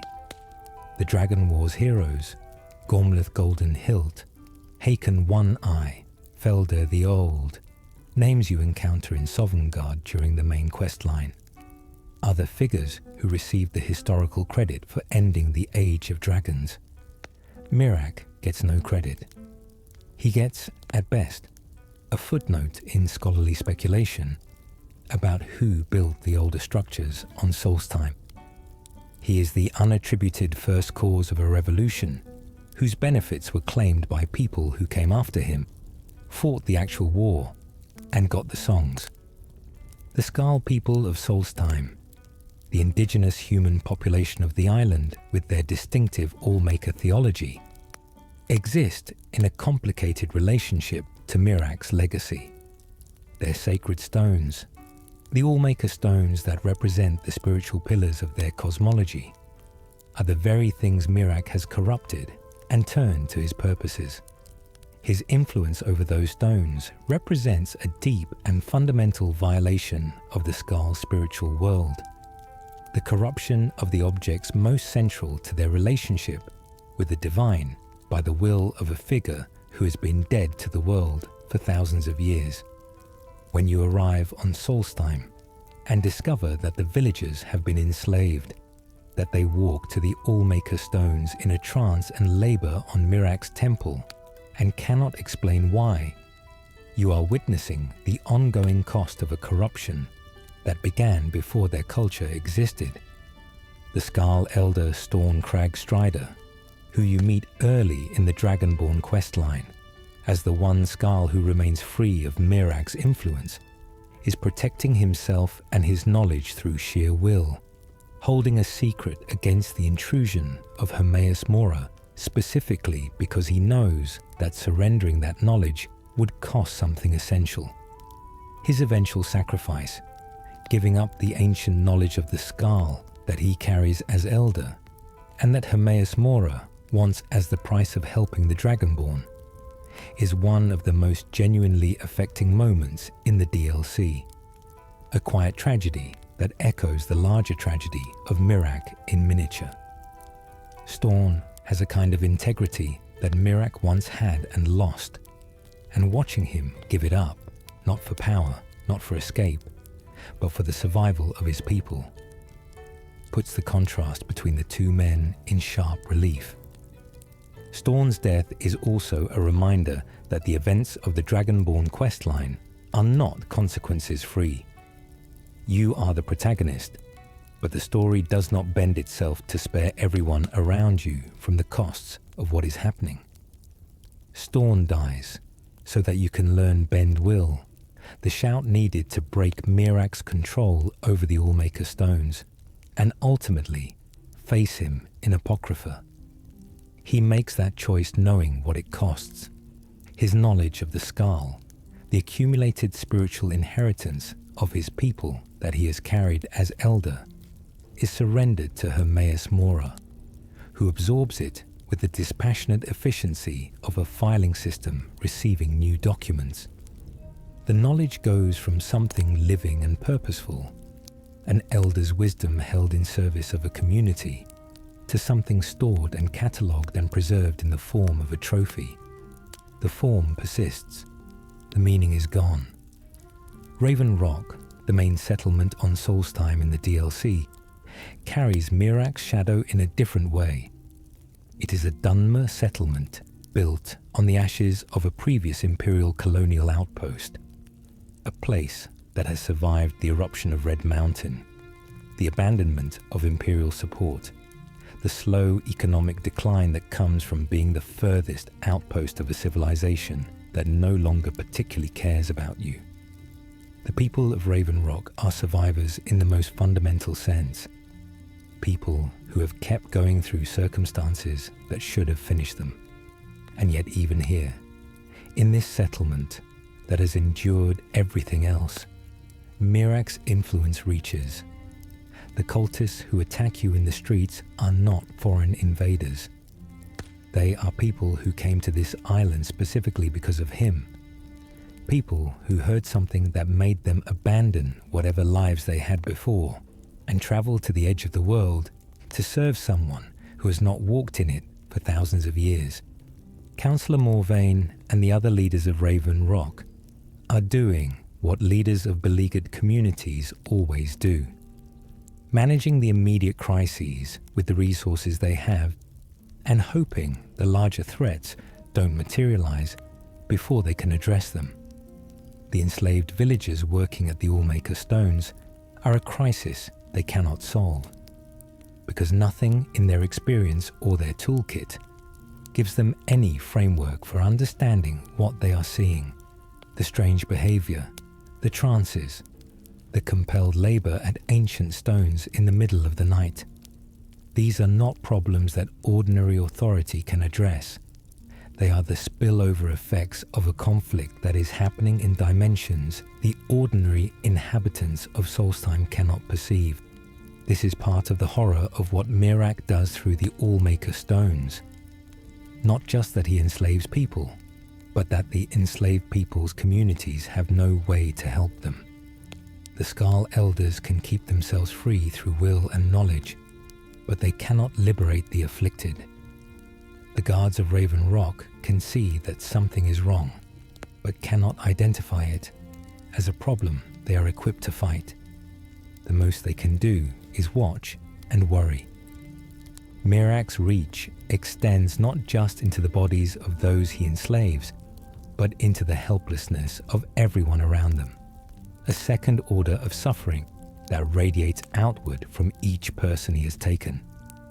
There is also something worth noting about the geography of Miraak's influence as it manifests in the DLC. The enslaved workers are not building something new at the temple site. They are excavating something old, uncovering layers of the structure that have been buried under centuries of accumulated earth and ash.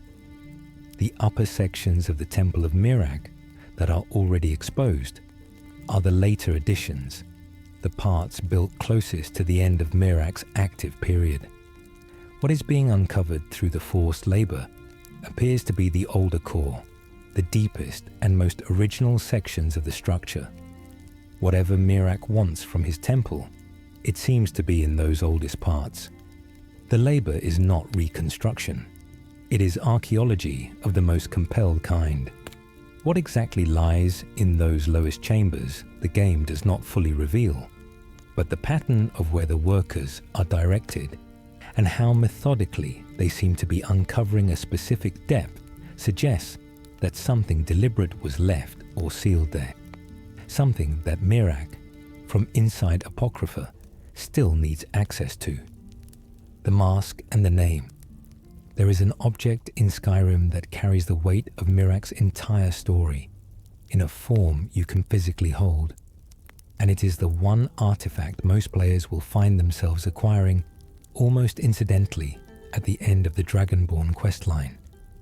Miraak's mask, which you can claim from his body at the conclusion of the Final Confrontation, is by any measure the most extraordinary of all the Dragon Priest masks in the game. It is not simply the best in terms of its enchantments, though it is exceptional in those respects as well. It is the most extraordinary because of what it represents, what it has survived, and what it is now. Every Dragon Priest mask you encounter in Skyrim, Miraak in Labyrinthian, Ragut in Forelhost, Vulcan in Highgate Ruins, Ota in Ragnvald, is made from materials that are old and distinctive, but recognizably terrestrial.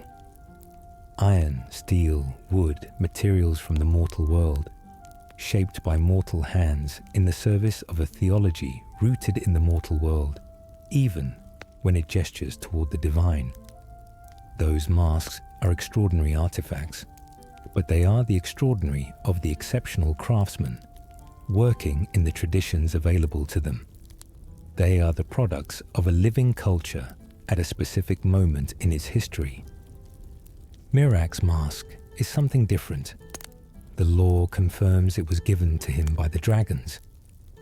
A dragon priest mask like the others, granted as mark of his authority and status within their order.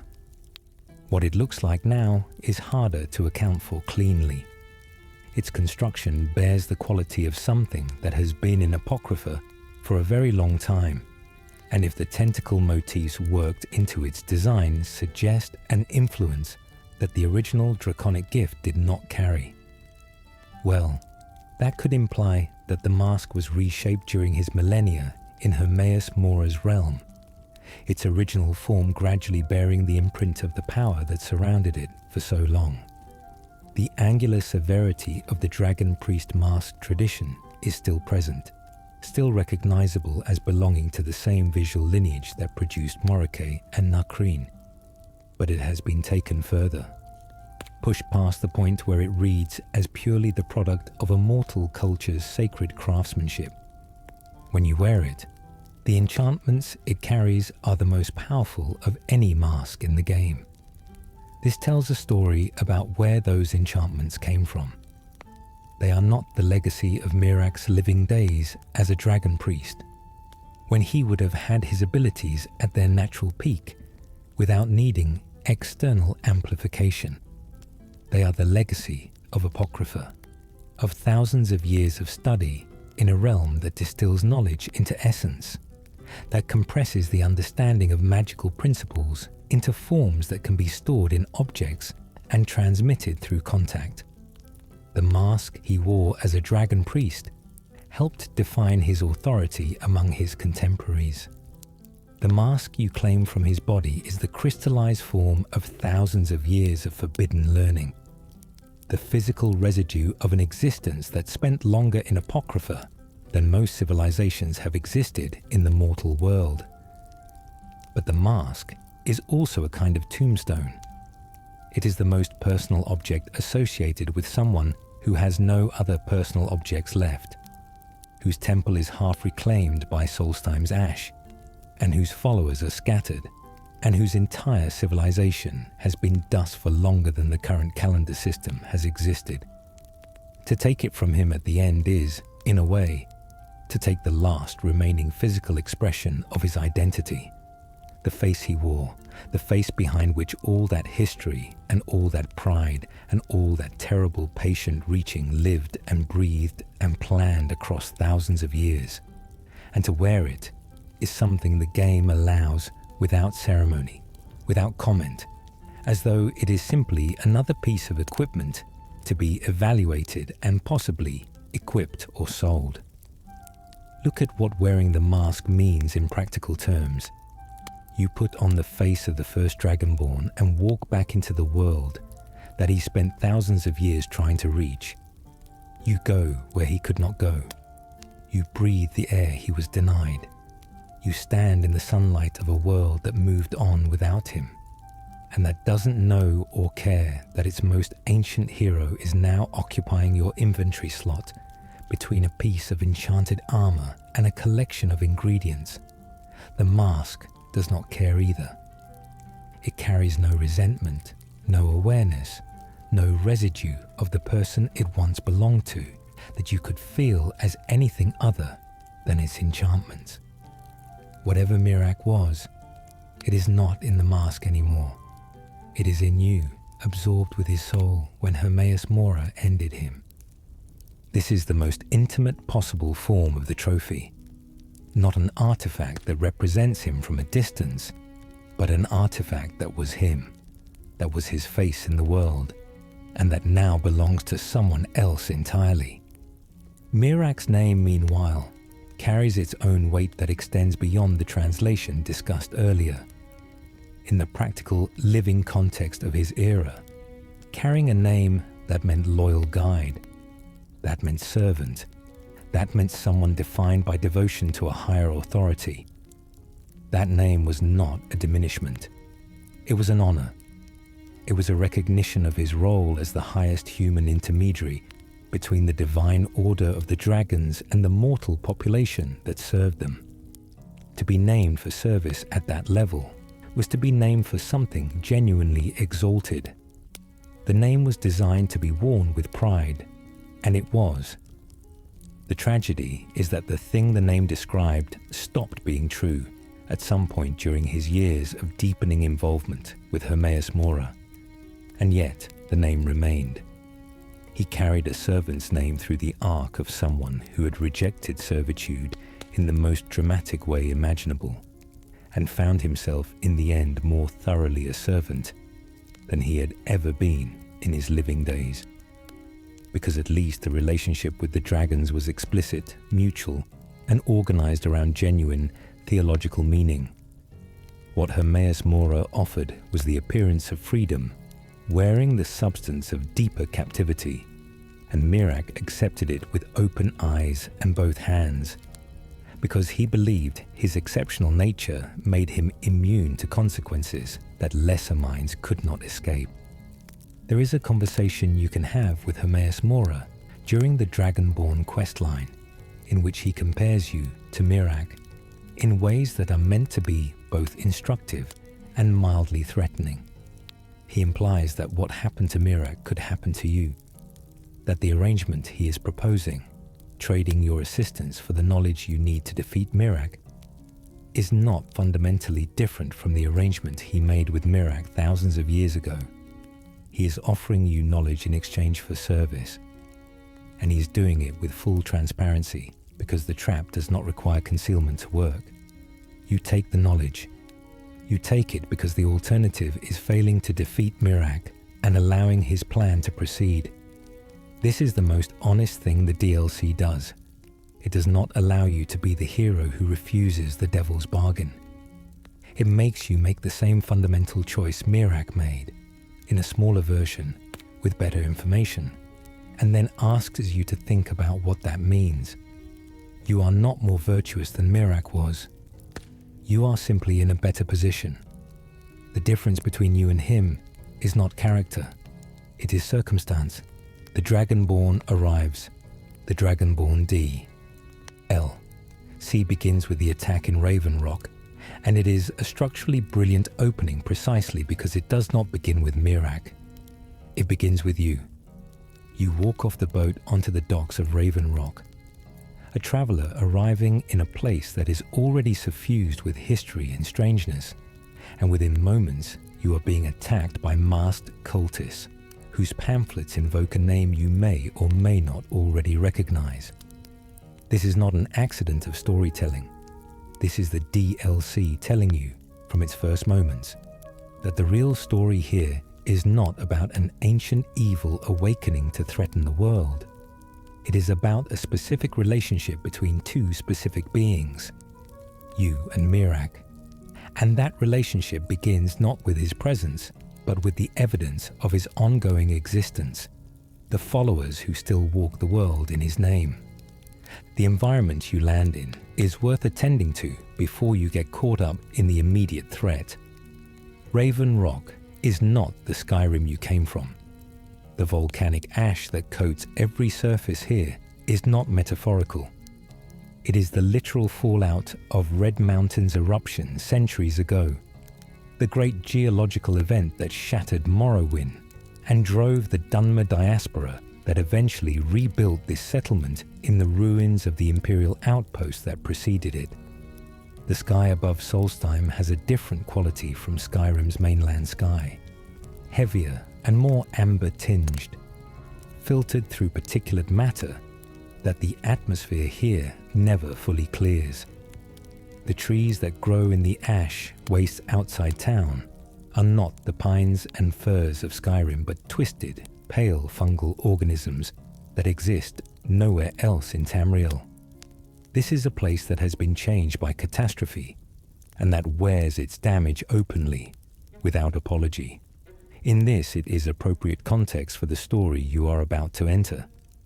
The investigation that follows takes you across Solstheim, through those ash wastes dominated by the looming presence of Red Mountain across the water, through the ancient Nordic ruins that feel, even compared to the mainland's ruins, distinctly old and distinctly strange.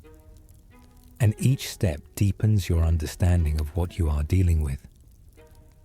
The conversations you have with the Dunmer scholar Neloth, with the Skald, with the various survivors of Solstheim's many layered histories, build a portrait of Miraak assembled from competing perspectives.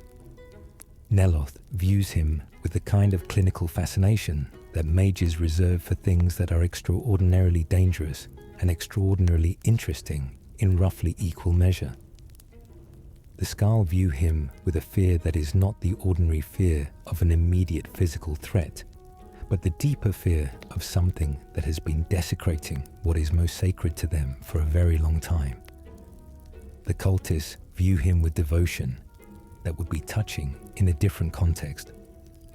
Neloth deserves specific attention here, because the way he speaks about Miraak as an intellectual puzzle to be worked out, rather than a moral catastrophe to be addressed, illuminates something important about how the scholarly traditions of the present day have processed the Miraak problem. Neloth has lived a very long time, even by Dunmer standards. He has survived the Oblivion Crisis, the destruction of Vivek City, the collapse of the Tribunal Temple, the radical restructuring of Dunmer society and theology that followed the Red Year. He has adapted to more paradigm shifts than most mortals experience in a lifetime, and his response to Miraak's influence on Solstheim is, at its core, curiosity. He wants to understand the mechanism. He wants to know how it works. The suffering it causes is noted, but not dwelt upon. This is not callousness exactly. It is the particular blindness that comes from a long life spent primarily in the company of ideas rather than people. Miraak, to Neloth, is a fascinating specimen. To Storn Crag Strider, he is an ongoing desecration. Both perspectives are true. Neither is complete. When you enter Apocrypha for the first time, pulled in through one of the black books you find on Solstheim, the experience is disorienting in exactly the right way. The realm is not hostile to you in an obvious confrontational sense. It is hostile in the manner of a place that simply does not care about your presence or your well-being. A space organized according to principles that have nothing to do with human comfort or human scale. The architecture is readable as architecture. There are corridors and doors and rooms, but the corridors lead in directions that feel geometrically improbable. The doors open onto spaces that should not fit inside the structures they are contained within, and the constant presence of the Black Sea, visible between the shelves and below the walkways, carries the implication of a depth that has no floor. Miraak's first actual appearance, when you finally encounter his physical form in Apocrypha, is staged with considerable care. He does not attack immediately. He stands before you at a distance and he speaks, and the first thing he does is acknowledge you. He uses your title, Dragonborn, and he acknowledges that you are the same thing he is, and he does it with a quality that sits somewhere between contempt and respect, a combination that only makes sense in the context of the history you now understand. He has been waiting in this place for thousands of years, and here you are, fresh from the mortal world, wearing your power as casually as a coat. Of course there is contempt, and of course, underneath it, there is something that functions like recognition. His dialogues throughout the questline carry a consistent subtext of awareness about what he has become, even as he insists on framing his situation in terms of eventual triumph. He speaks of leaving Apocrypha as though it is certain, as though it is only a matter of time and the right circumstances, but there is a quality in how he speaks about Hermaeus Mora. The way he avoids discussing the prince directly when the subject arises, the slight hesitation before he dismisses the prince's authority over him. That suggests he knows, on some level, that the escape he is planning is not as simple as he presents it. And then there is the moment when you absorb a dragon's soul that he was attempting to steal. This is not a minor incident. This is a confrontation with what Miraak has been reduced to after thousands of years of imprisonment and study.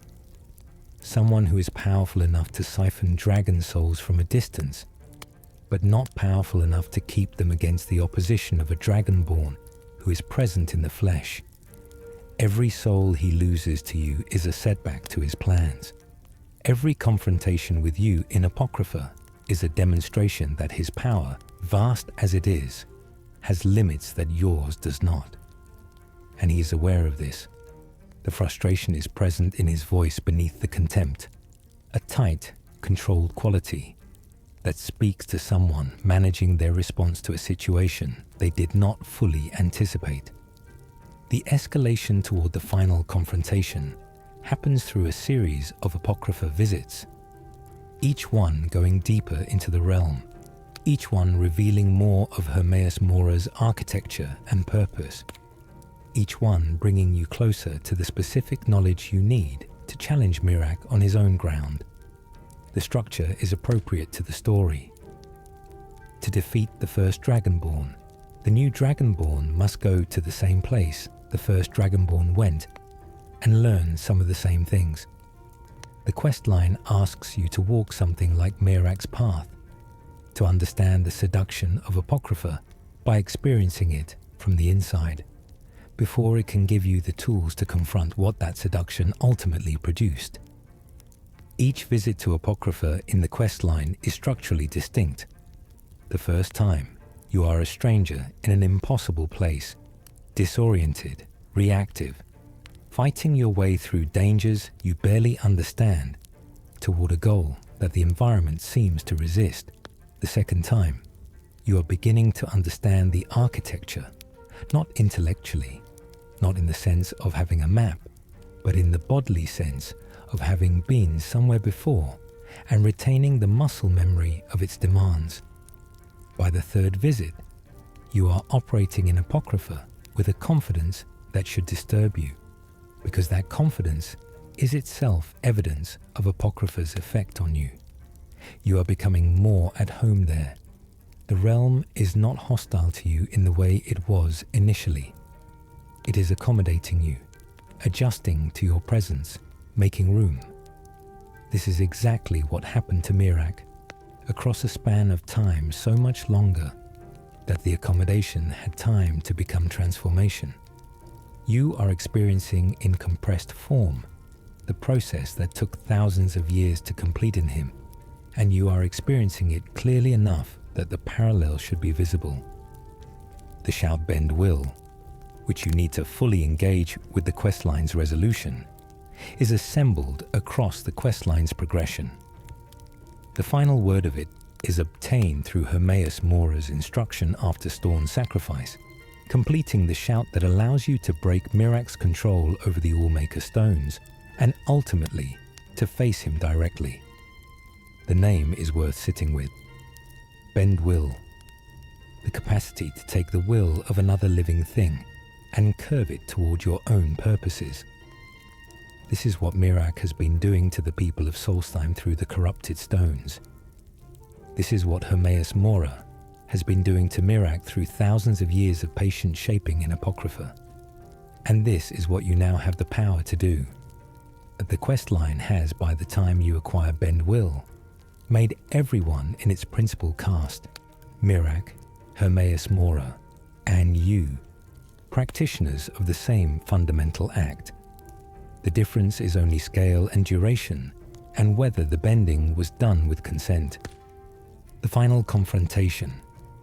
The final battle with Miraak takes place in Apocrypha itself, on a great stone platform surrounded by the Black Sea, with the architecture of the impossible realm towering in every direction, and the cold, alien light casting everything in the quality of a very old dream. It is a spectacular set piece in mechanical terms, but the mechanics are almost beside the point here. What matters is what the confrontation represents. The setting amplifies the meaning of the fight in ways that are difficult to fully articulate but easy to feel. The Black Sea surrounds the platform on all sides.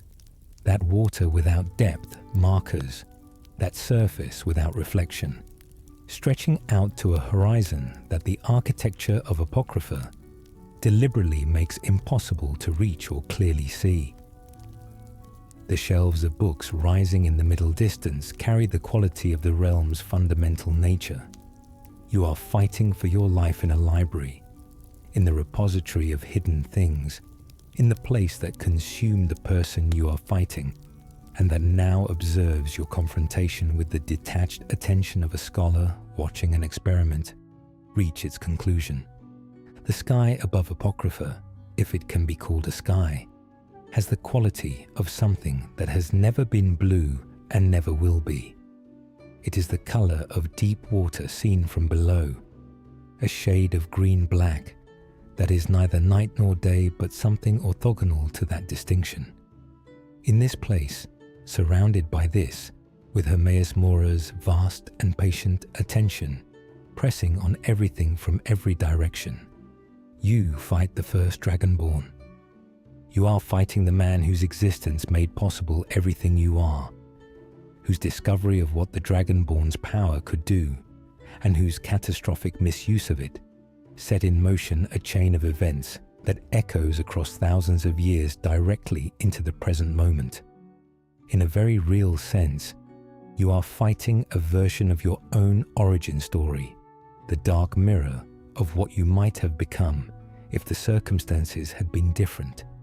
If Hermaeus Mora had found you in a more vulnerable moment, if the seduction of forbidden knowledge had found a more receptive audience, and the first Dragonborn fights back with everything he has, the shouts he uses against you during the fight are not shouts you have encountered before.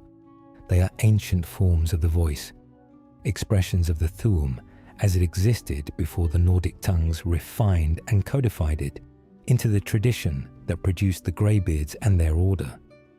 Raw, and in some ways more direct, less shaped by thousands of years of philosophical interpretation. He is fighting with the Thu'um as it was originally spoken, as the first Dragonborn understood it, and even at this late stage of your own development, it is genuinely dangerous. There is something uniquely unsettling about fighting someone who uses the same power you do, because you know what that power feels like from the inside. You know the sensation of a shout building in your chest and releasing through your throat as something real and consequential. Feeling that same power directed at you from someone who has had thousands of years to refine it is among the more specific terrors the game can offer. Between phases of the battle, Miraak uses the residual dragon souls he has accumulated to heal himself, a mechanic that mirrors your own absorption of souls but in reverse. He is using what he stole from you as a resource to sustain himself against you. This is not only a combat design choice, it is a narrative statement about the entire arc of his relationship with power. He takes. He has always taken. He took from the dragons, he took from Hermaeus Mora's knowledge, he took the sacred spaces of the Skal, he took the labor of enslaved villagers, and now he takes the stolen souls that should have been yours.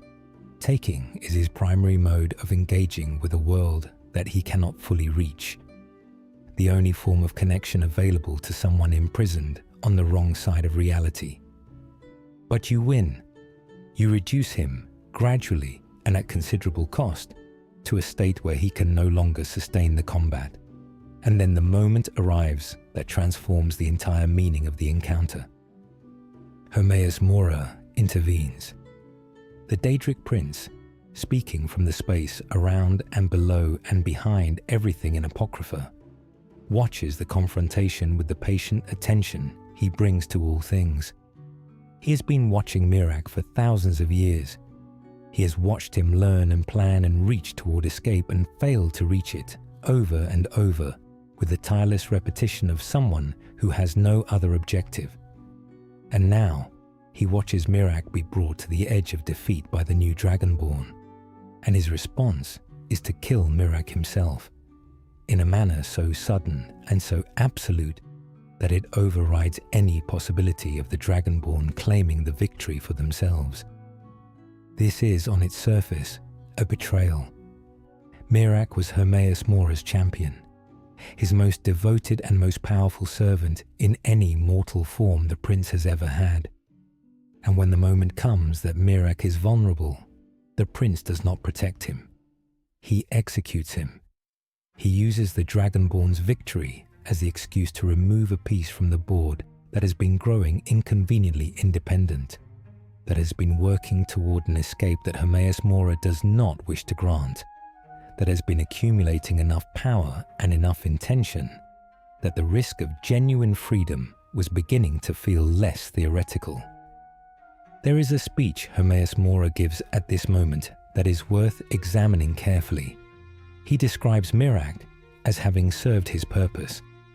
This is a phrase with a specific shape to it, a phrase that treats Miraak's thousands of years of existence in Apocrypha not as a sentence or a tragedy, but as a function completed, a task finished, a resource used up. The coldness of it is not cruelty exactly. Cruelty implies a kind of investment in the other's suffering that Hermaeus Mora does not have. It is simply the perspective of something that does not experience things the way mortals do, for whom 1,000 years of a person's suffering is simply data, simply a state of affairs, no more inherently significant than a different state of affairs would be. And here is the devastating thing about that phrase, served his purpose, when you hear it in the context of Miraak's full story. What purpose did he serve? From Hermaeus Mora's perspective, presumably, he served the purpose of being an exceptionally valuable specimen of forbidden knowledge acquisition, a long-term experiment in what a Dragonborn immersed in Apocrypha for an extended period becomes, a demonstration of how such a being's capabilities develop and how they can be exploited. From the prince's perspective, the experiment has run its course, the data has been gathered, and the specimen is no longer needed. That is the sum total of what Miraak's existence meant to the being he gave it to. Miraak dies in Apocrypha, not in the mortal world he spent thousands of years trying to return to, not on the island where he built his temple, on the ground where he walked in his living days. He dies in the realm that consumed him, in the space that was simultaneously his refuge and his cage, killed not by the enemy that drove him there, but by the ally that welcomed him in. He dies as the property of something that never saw him as anything other than a resource to be exploited, a tool to be used and then discarded when it became inconvenient. And you absorb his soul. This detail lands with a weight that deserves to sit in silence for a moment. After everything, after the rebellion and the escape and the thousands of years of imprisonment and the planning and the reaching and the cultists and the stolen dragon souls and the enslaved villagers and the corrupted sacred stones and all of it, after all of that, Miraak ends as he began. His soul is absorbed by a Dragonborn. It is just not the one doing the absorbing that he would have chosen. In the immediate practical sense, this absorption is an enormous power windfall. Miraak's soul contains thousands of years of accumulated knowledge, the dragon souls he stole from you, the depth of his dragonborn nature refined by longer experience than any dragonborn in history. You leave Apocrypha more powerful than when you entered. This is the mechanical reward for completing the questline. But the meaning of what just happened extends far beyond the boost to your character sheet. You have consumed the first Dragonborn. You carry him now, the way you carry every dragon soul you have absorbed, the way a library carries the books on its shelves. He is part of you in the most literal sense the game's metaphysics allows. And he's gone in every other sense. Gone from Apocrypha, gone from his prison, gone from the plans and the reaching and the terrible patience of thousands of years of waiting. Whatever Miraak experienced at the end, the evidence in the game suggests it was not peace. There is no indication of transcendence or release. There is only the very swift and very final fact of Hermaeus Mora's decision, and then the absorption, and then the silence that follows. The game does not make a ceremony of this. You absorb the soul and the screen effects clear, and the world returns to itself, and Hermaeus Mora speaks his final words, and the quest completes, and you are standing in Apocrypha with a significantly enhanced character sheet. The ordinary mechanical rhythms of the game reassert themselves immediately, efficiently, without pause, for the magnitude of what just happened. This is, in its own way, the most honest thing the game could do. This is how things actually end. Not with music that communicates significance, not with a long moment of reflection, with the world continuing, with the ordinary resuming, with the extraordinary becoming, in the space of a breath, simply a thing that happened and that will be integrated into the ongoing business of being alive, which continues and continues regardless of what tragedies it has recently witnessed. Miraak's soul is part of you now, and you will carry it through the rest of the game, through every dungeon and every conversation and every dragon fight and every quiet moment watching the aurora from a mountain peak. And it will express itself only as enhanced magical capacity, as a boost to your abilities, as the practical residue of thousands of years of forbidden study compressed into a few additional percentage points on your regeneration rate. That is what becomes of the first Dragonborn. That is the memorial. A slightly more effective Dragonborn walking through a world Miraak never got to see, carrying everything he was in a form he would not have chosen and cannot do anything about. That silence has a specific quality. It is not the silence of completion or closure. It is the silence of a machine that has finished running, not because it accomplished its purpose, but because the fuel ran out. Miraak was reaching toward the mortal world from the moment he arrived in Apocrypha, until the moment he died in it, and the arc of that reaching ends not with arrival, but with interruption, which is a different and sadder thing entirely. He never got to stand again on the ground of the world he had left behind. He never breathed the cold air of Solstheim, or heard the ash wind moving across the temple he had built with such genuine devotion, in what now feels like a different geological epoch. He died in the realm he escaped to and was trapped in, and the world that could have been his destination remained, as it had always remained during his imprisonment, somewhere on the other side of an uncrossable distance. The temple on Solstheim remains. The Allmaker stones, freed from Miraak's corruption once he is dead, return to their natural state, and the villagers who were enslaved wake from their compelled labor with no clear memory of what they were doing or why. They return to their lives, to Raven Rock and to Skull Village, carrying a gap in their recent memory that they will fill with whatever explanations their communities construct for them, explanations that will probably not include the full truth of what happened, because the full truth is not something the ordinary frameworks of explanation can accommodate. They will move on. They will not remember Miraak because they never knew him. They were simply moved by him, used by him, and then released when the mechanism broke. The cultists who still walk the world in his name, the ones who did not follow you to Solstheim, who are still somewhere out there maintaining their devotion to a figure who is now definitively and permanently gone, do not know yet that the master they were waiting for will never return. They will find out eventually, the way all devoted people find out that the figure they organized their lives around was more finite than they needed to believe. The pamphlets will stop making sense. The certainty will begin to waver. In the absence of the whispers that sustained it, the faith will start the long, slow process of either transforming into something else or simply dissolving. And either way, the people who carried it will have to figure out who they are without it. What remains of Miraak is not a grave or a monument. What remains is the evidence of his passage, the architectural bones of his temple, the word walls that bear the echoes of his era, the black books that he may have helped create or at least propagate throughout the ancient world, and the mask that you can take from his body and wear yourself, his face on your face, his history in your hands.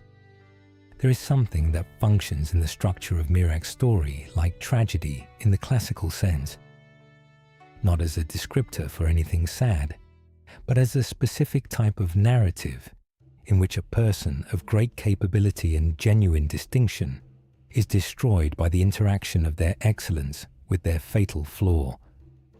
Miraak's excellence was real. His capabilities were extraordinary. His rebellion against the dragons, whatever its ultimate cause and consequence, required a level of courage and capacity that most people alive in his era could not have imagined, let alone executed.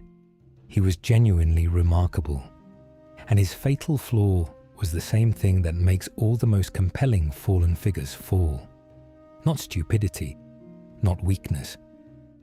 The flaw of the genuinely exceptional is almost always their certainty, their belief, earned by all the evidence of their own experience, that they are different from the ordinary run of things, that the dangers that destroy lesser beings will not destroy them, that the traps that catch smaller minds cannot catch theirs.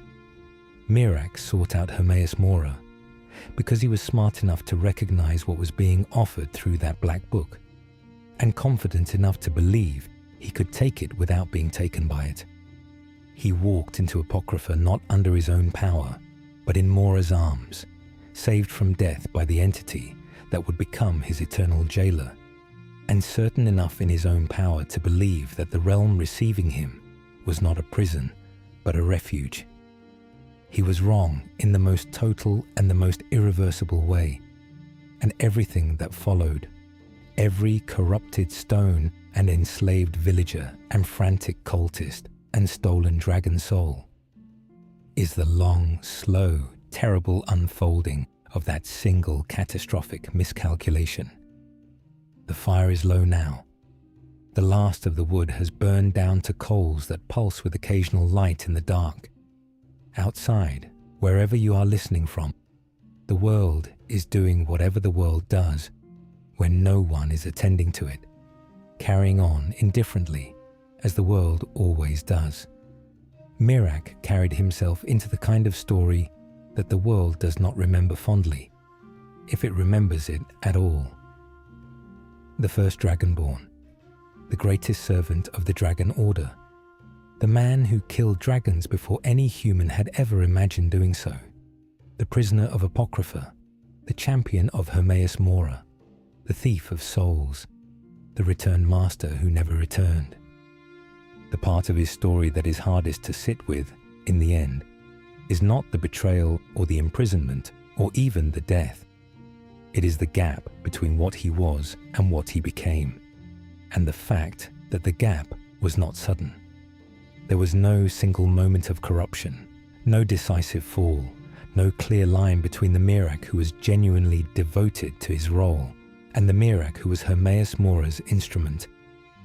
The change was gradual, and the gradualness is what makes it terrible, because it means that for most of the process, Miraak would have felt continuous with himself. He would have felt like himself.